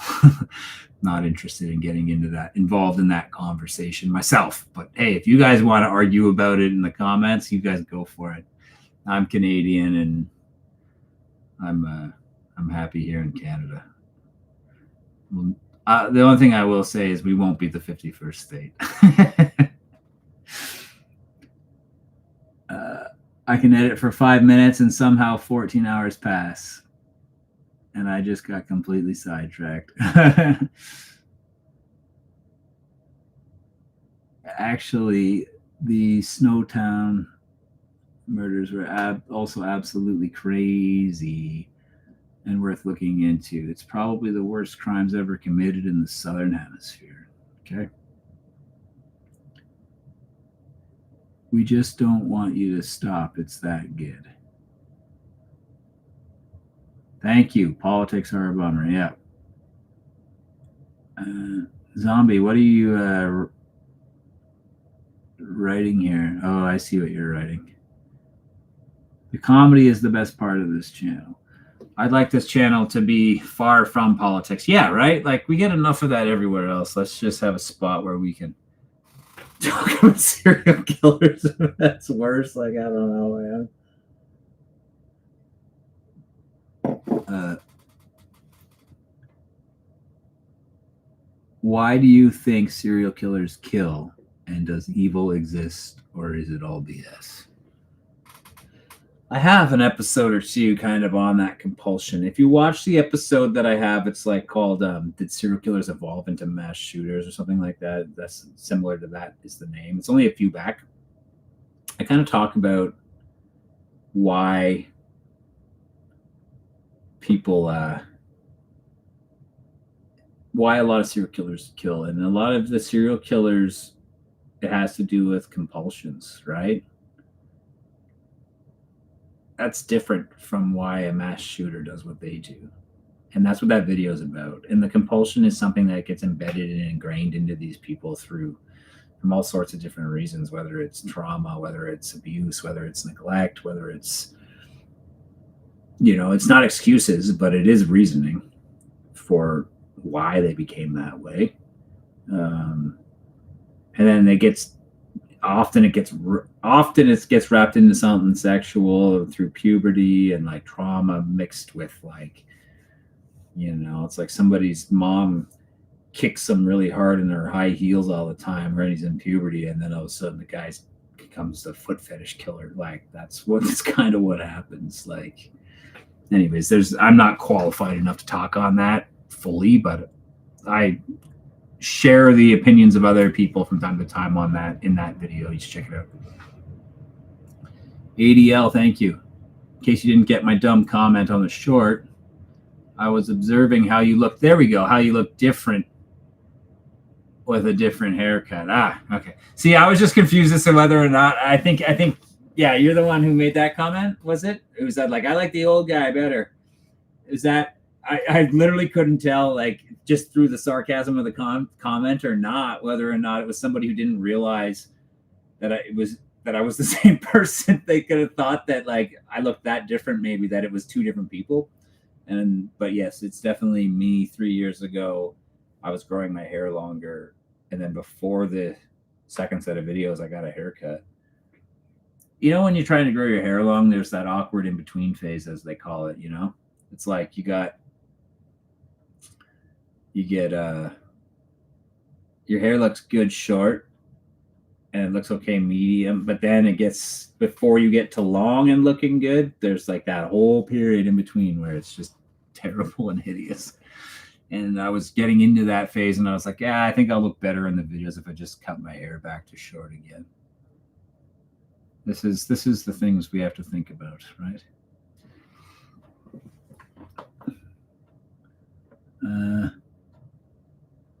Yeah, damn those swing sets. I just recently found your channel. Don't know why you don't have 1 million+ subs. Hey, Bert, thank you. I mean, I've said it a few times on this live already, but like, I literally got a notification from YouTube 2 days ago. 2 days ago was 3 years since I uploaded the first video. And it took me the first 3 years to grow to 10,000 subs. And then since the very beginning of September, I've grown from 10,000 up to 45,000 today. So we're finally on the upswing here. I hope it continues, and we'll see where we end up. But yeah, it's been a very exciting couple of months, and I hope it continues. Do you think someone can be prevented from acting on their compulsions if they get proper treatment? I think that's a huge element into why, like this, as a lot of videos say, golden age. They didn't have that kind of intervention in the 70s, 80s, even 90s, really. Even it's getting better and better. That there's, advocacy, and that there's at least some attention paid to that, and some avenues for people to seek help. It's just the scary ones are the people who don't talk about their compulsions because maybe their compulsions are dark and disturbed, and they're afraid of the judgment they will get, so they don't speak of their compulsions, and then it brews, and then they act on them, right? So it's like, yeah, like you take a guy like Dahmer, let's say. I think he's even on record saying he couldn't talk. He was afraid to talk to anyone about it because he knew it was so disturbed. Right. And you're gonna, how do you bring that up to somebody? Oh, I really want to do these types of things, and I know it's wrong. Like, how do you even bring that up? Like, it would be best for everyone if you were able to do that and you were able to get some help, and maybe getting that off. Who knows? But I figured it's got to be helpful. It can't hurt, right? To have better advocacy for that type of thing. You've honestly looked good in every appearance, man. King of bathrobes. Well, thank you. Betty Kruger says I like the long hair. I look at those long hair ones now and I'm like, oh fuck, those look terrible. Let's talk about going bald next. I'm fortunate, I think. I've got I don't think I don't, knock on wood, I don't think baldness runs at all in my family. So they say it's your mother's side, or at least who knows if that's true, but I've heard that before, right? Do you have any videos that you've always wanted to make but scared that YouTube would take it down? I mean, I have. There's multiple videos on the channel right now that are demonetized. There's probably 10 or something of them that are demonetized. They're not taken down, but they don't really get pushed by YouTube, and they're demonetized for not being friendly for advertisers. Like the Bobbit episode, that's only like a few back. It's like one of my very favorites. And in my opinion, that one didn't actually break their rules. Their rules say you're allowed to have sex toys as long as they're not being like used in a I'm going to spell it so I don't have problems on this too, the SEXUAL way. And I never used it in that way. I maybe cut it in half. But I wasn't shocked when it got demonetized, but I was disappointed. There's a long story behind that getting demonetized and me getting it remonetized before because they say it doesn't affect the view count and stuff, but it does. It just does. And it got flagged initially. Before I released it, I uploaded it and had it sitting there. It got flagged. So I appealed the flag and then they lifted it. And they put it back to green. And I was like, oh, okay, good. We're good to go.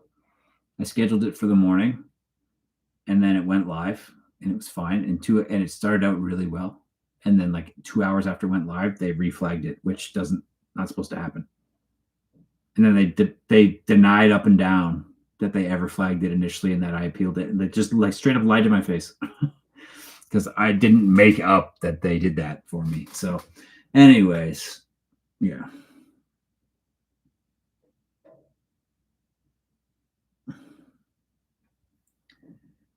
That's insane. You put out way better content than most. How's Driad back with he puts out, you say? How's Driad? What's your name?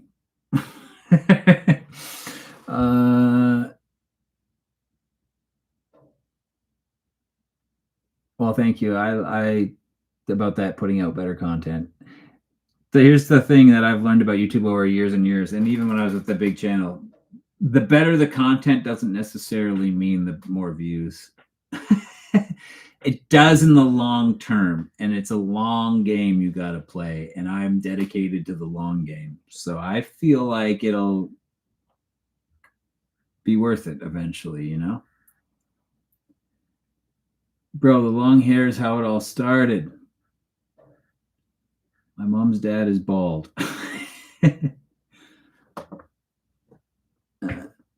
Do you have any rules on what types of videos you would make or not make? Kinda. I don't do anything for the most part, or I won't talk about it if it involves any KIDS. Like I did an Albert Fish episode, yes. And even BTK, but I didn't really talk about that area of it. And I don't even want to talk about it now. It bothers me too much. There's always the, that's the tricky element to the channel. And that's why we're kind of getting into some of the stuff like Heaven's Gate and like Olsen and these guys, So we'll see.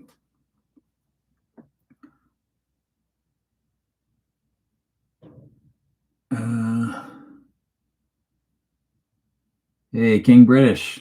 Morning. Yeah, you're probably getting up or getting close to getting up. They get up pretty early over there.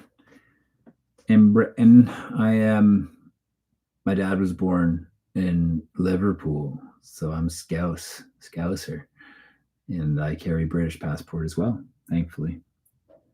It was much better when that got me before you guys did freaking Brexit, and I could use that because I lived in Europe for a number of years, and I was able to live and work anywhere in the EU and EEA with my British passport. Now I can only live in Northern Ireland, Scotland, and Wales, and England.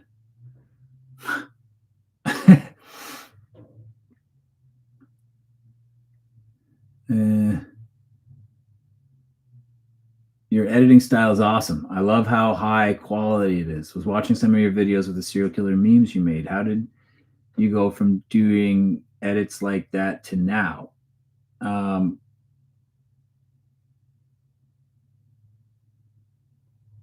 oh, I see.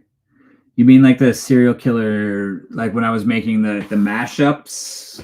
Those were really popular on my Instagram page, and then I started releasing some of them here on Instagram, where I would mash up serial killer content with like old Polaroid commercials or stuff like that, and like yeah. Um, I've always been an editor, right? So like, I'm fortunate. This is just a skill set that I have. The first YouTuber I've seen that makes fun of these sickos. Wow, thank you.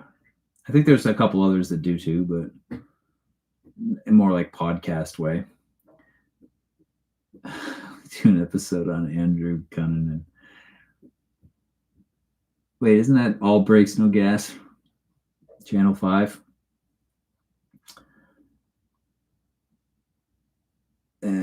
Here from Houston, Texas. Houston. I got a lot of family, some family out there. What's my favorite cereal? Probably, I don't know, like depends. I got a soft spot for Fruit Loops, Frosted Flakes, always good time.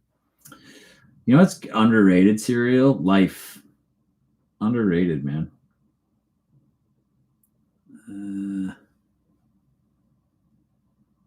Irish passport supremacy. Wait, I'm back. Those mashups were weird though.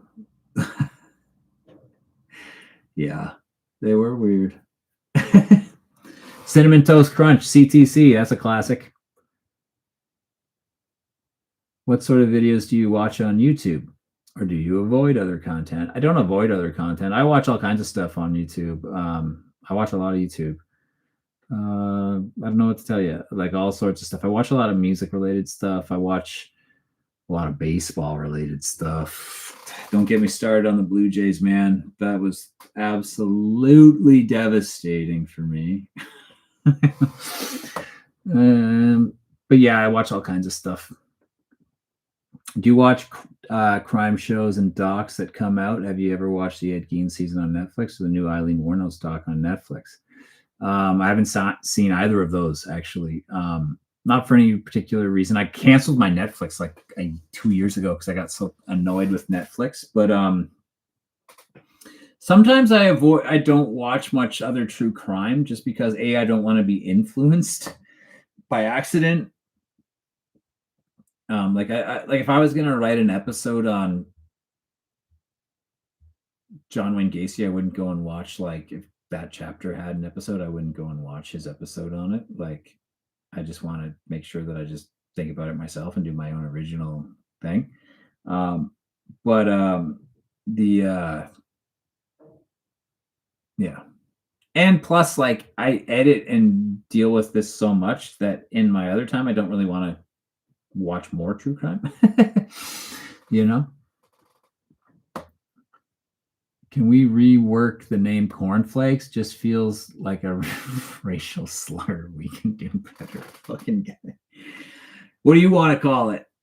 You guys are more than welcome to name yourselves, right? Just nobody's ever given me a good alternative. And cornflakes was actually came from somebody on the channel. It was Wednesday. Said we should call ourselves cornflakes. The fans of the channel is what I mean.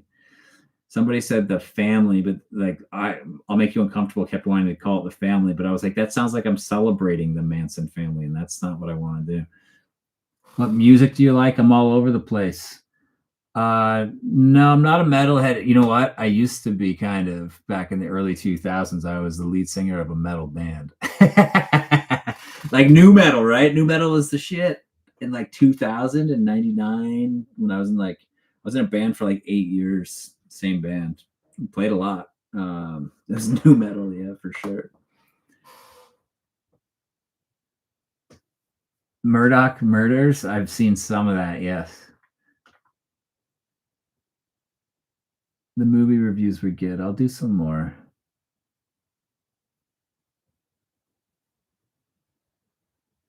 I've talked about the 30 plus minute video thing earlier in this live. It'd just be potentially, it's just that the videos take a very, very long time to edit because I'm not just like putting up like a photo while I talk without a script behind it, like a lot of podcast stuff, which is not to knock them down, but it's just like a different style. And like my style can take like a long time per minute even to edit, depending on what's happening, you know? Uh,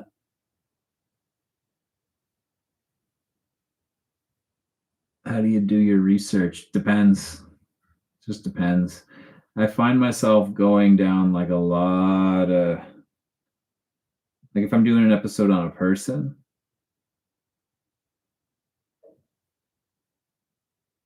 I may watch like an original like A&E biography on the person because that's never going to be like jokey. It's just going to give me the facts and like I could start with that and take notes. Like Wade Wilson, for example, that's a good one where I kind of do what I call like a vomit pass, which is I just start writing and I don't stop myself.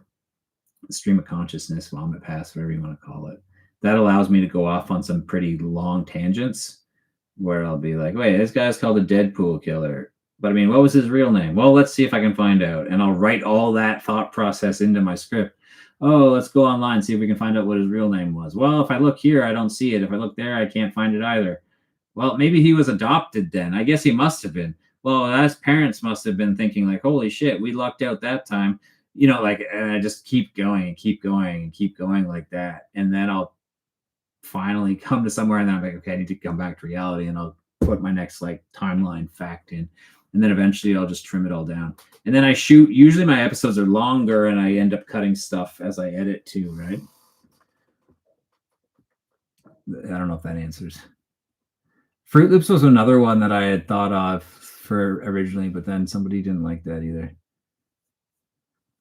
Okay, where's your red cap? Are you talking? You're making a Fred Durst reference, I think.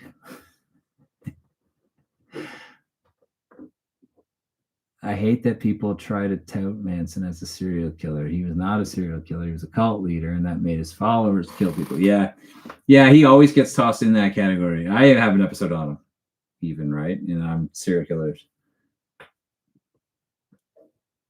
New metal. It's my favorite music. I was a big like. Yeah, well, I mean, 99, I went and saw, yeah, I saw Limp Bizkit on tour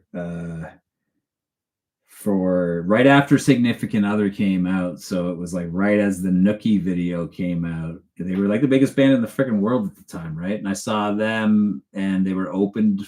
Who opened? It was Redman and Method Man and a band that nobody at the time had ever heard of. It was called System of a Down. And we hadn't even heard of them. And we were like big into the new metal scene at the time. They were brand new. It was before Sugar and their self-titled album came out. And like yeah, it was a fun concert. Then I used to go and see a lot of bands like that. Like I was a big Deftones fan back then. I saw Deftones a bunch of times. Liked Incubus a lot. As far as new metal, they're not as much new metal. I mean, their earlier stuff, people are like, oh, their earlier stuff was good. They sold out, and they did like "Wish You Were Here." Who else? I like Taproot. Oh, bands like that. Fear Factory, Soulfly. You know, Corn. Uh, the Guess Who videos were very interesting. How did you come up with the idea? Well, I initially came up with the idea to do to make the board game, and then I was like, yeah, I've made this. I don't remember even why I had that idea, but then I thought like, okay, but what am I going to do with this board game? I need to do something with it for an episode. And really, what my inspiration ended up being was the Hot Ones show with the hot wings. And I thought to myself, okay, that guy uses hot wings as basically, like just the vehicle for discussion, and then they talk about other things as they eat the hot wings. So what if I just used like the Guess Who game as like the hot wings, and we played Guess Who, but at the same time we're talking about whatever. I just have interesting guests on, and then I thought, hey, and that's also cool because I could just call it Guess Who because it's about who's the next guest, you know. And I did too. Love to do more. Just got to find interesting enough people. I should do it with chill Fortnite vibes from my KFC video. I will do that later on when the channel's big. But no one knows who he is, so it wouldn't make any sense right now. I like how you say tour. How do you say it? Tour? I say tour. I also don't say rough. The Americans like up on my rough. What the fuck? Roof.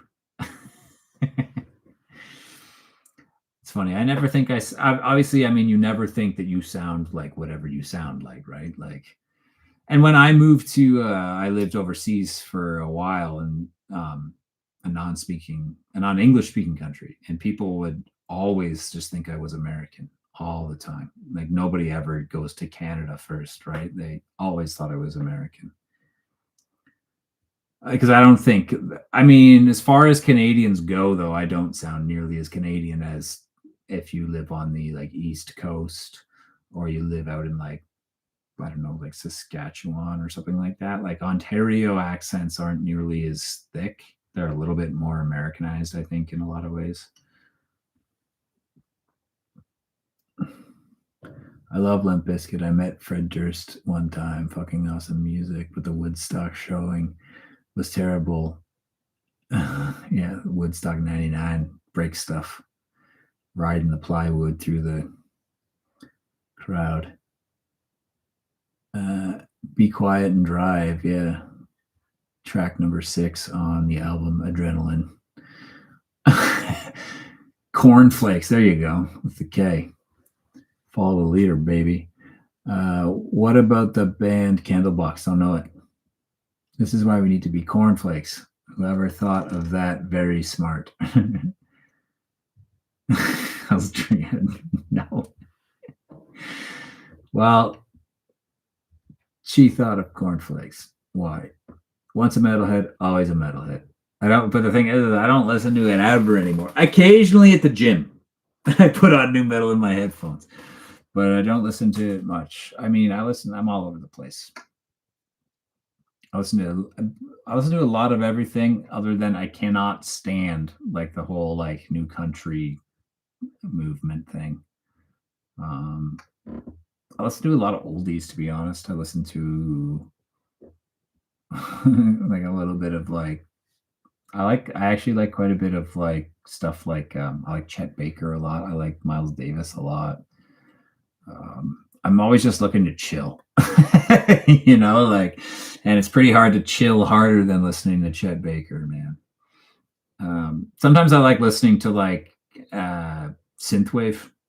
This is a little bit more like Stranger Things esque, like like 80s video game music, kind of a little bit like the darker, slow stuff's kind of a good vibe at night. Sometimes listen to a lot of older folk music too, like Joni Mitchell and stuff like that. And then I listen to yeah. I don't know what to tell you.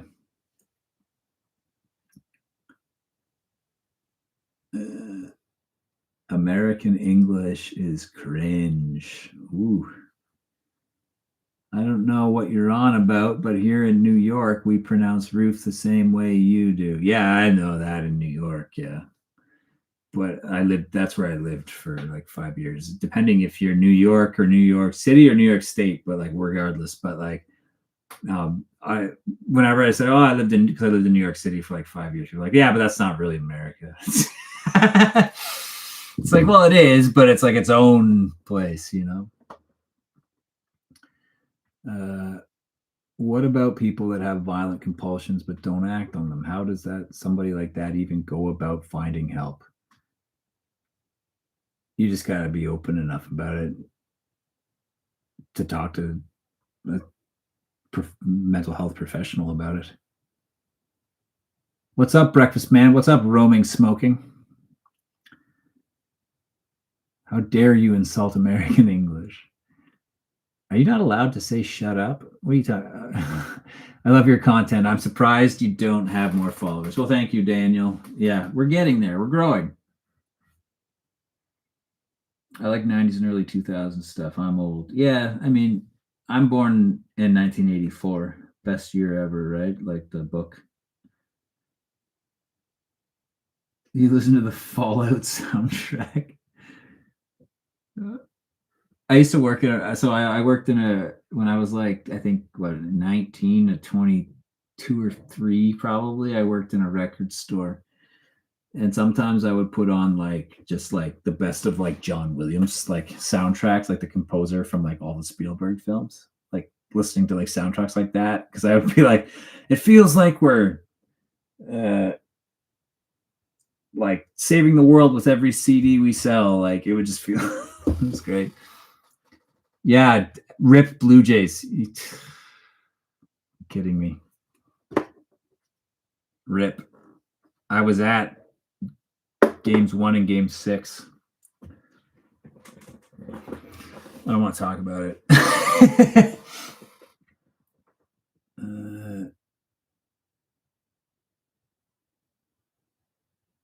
I've noticed myself, many metalheads evolve into jazz heads.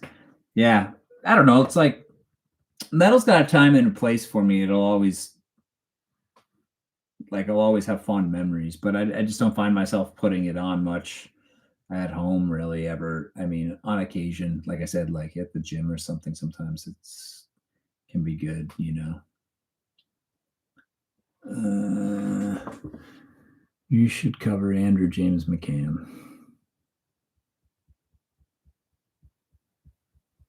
Dude, Josh, want chill music? Check out King Black Acid. Loves a Long Song is a great album. Okay, I'll check it out. What's it called again? King Black Acid. Coworker music. Hell's yeah, you probably like fucking just listen to like elevator music and like hold music. I bet you that's like yeah, that's my guess. That's my guess. That seems like your vibe, man. Or woman. I don't know. You never tell us who you are. Wait, I'm tired. I'm tired too. I'm 8 years older than you. I'm 41. I don't know how that happened. I feel like I should be like still 18, but all of a sudden I'm 41. I was only 39 or 8 when I started the channel.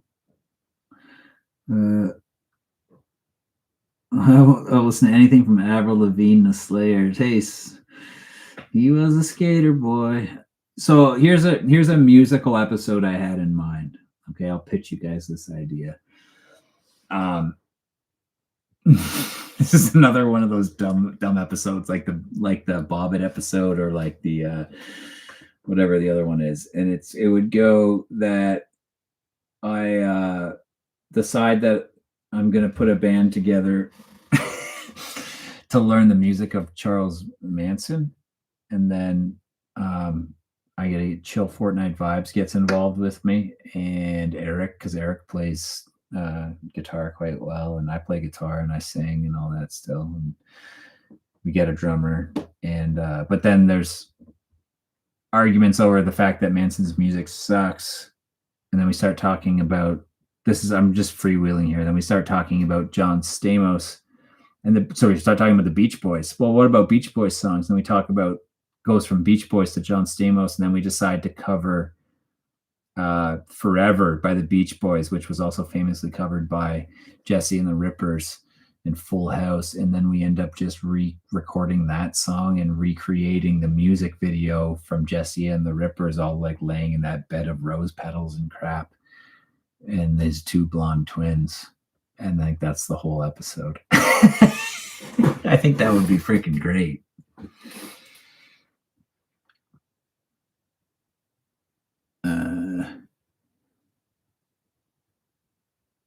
Wait until 60 is around the corner. Yeah, no kidding. Billy Corgan, there you go.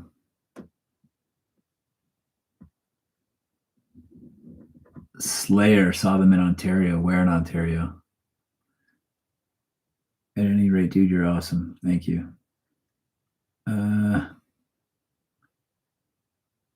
That's a Dennis Wilson song. And as you pointed out in your Manson video, he was pals with Manson. Yeah.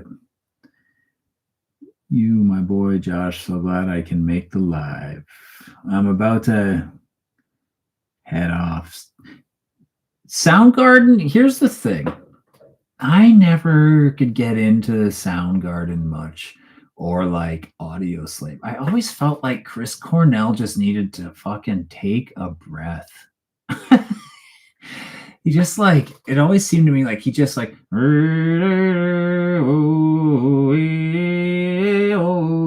like take a breath, man. You don't have to fill every bar of music wall to wall with your voice. It's okay to let the guitar play for a second. But that's just me. I know a lot of people friggin' love Cornell. And I know he's a talented musician for sure. London. I used to work in London. Ontario, you're talking about. Yeah, London, Ontario. My very first ever concert was in London when I was in like grade 8 or something. I went and saw Matthew Good Band and I Mother Earth at the Western Fair. There you go. Went to see Rick Springfield. I love how we're talking about tunes now, just music. Black Hole Sun is a good tune. I'll give you that.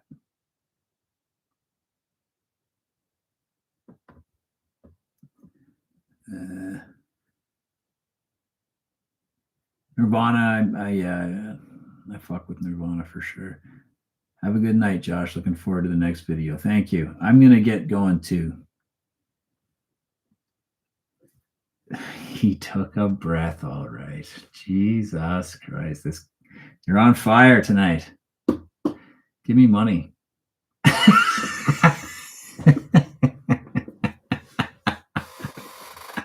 All right, folks.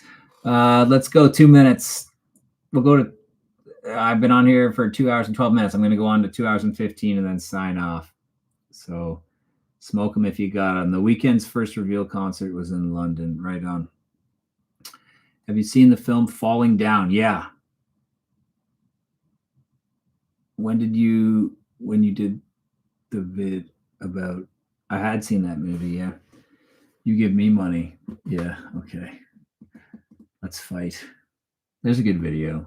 Me fighting that person for fun, for charity. Like when Fred Durst was supposed to fight Scott Stapp of Creed in a boxing match in the late 90s, and that never happened. It would have been amazing. Anyways, glad I found your channel. I told all my friends about you. Hey, thank you, Walrus Onion. It's a good name. Appreciate it. Have a good day, night, Josh, and all the other cornflakes. I'm the bad guy. I never called you a bad guy. Thanks for your time. Okay, folks, will you do another live or a video with Chuck, the movie guy? He was very interesting. Yeah, I'll see. Chuck got all big on TikTok, so I don't know if he's got the time for me. We'll see. Will there be any new entries to the Where Did All the Serial Killers Go series? Yes. Not the next video, but the one after that.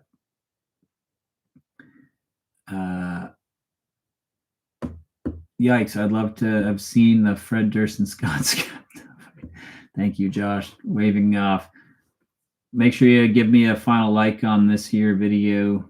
This was my first live here. Love your videos. Well, I want to do these lives like every other week, I think, on Wednesday for now. And we'll see how it goes. It's fun. I got nothing else to do on Wednesday nights. I got the house to myself. F TikTok, I agreed. November has the highest concentration of serial killer birthdays. On that note,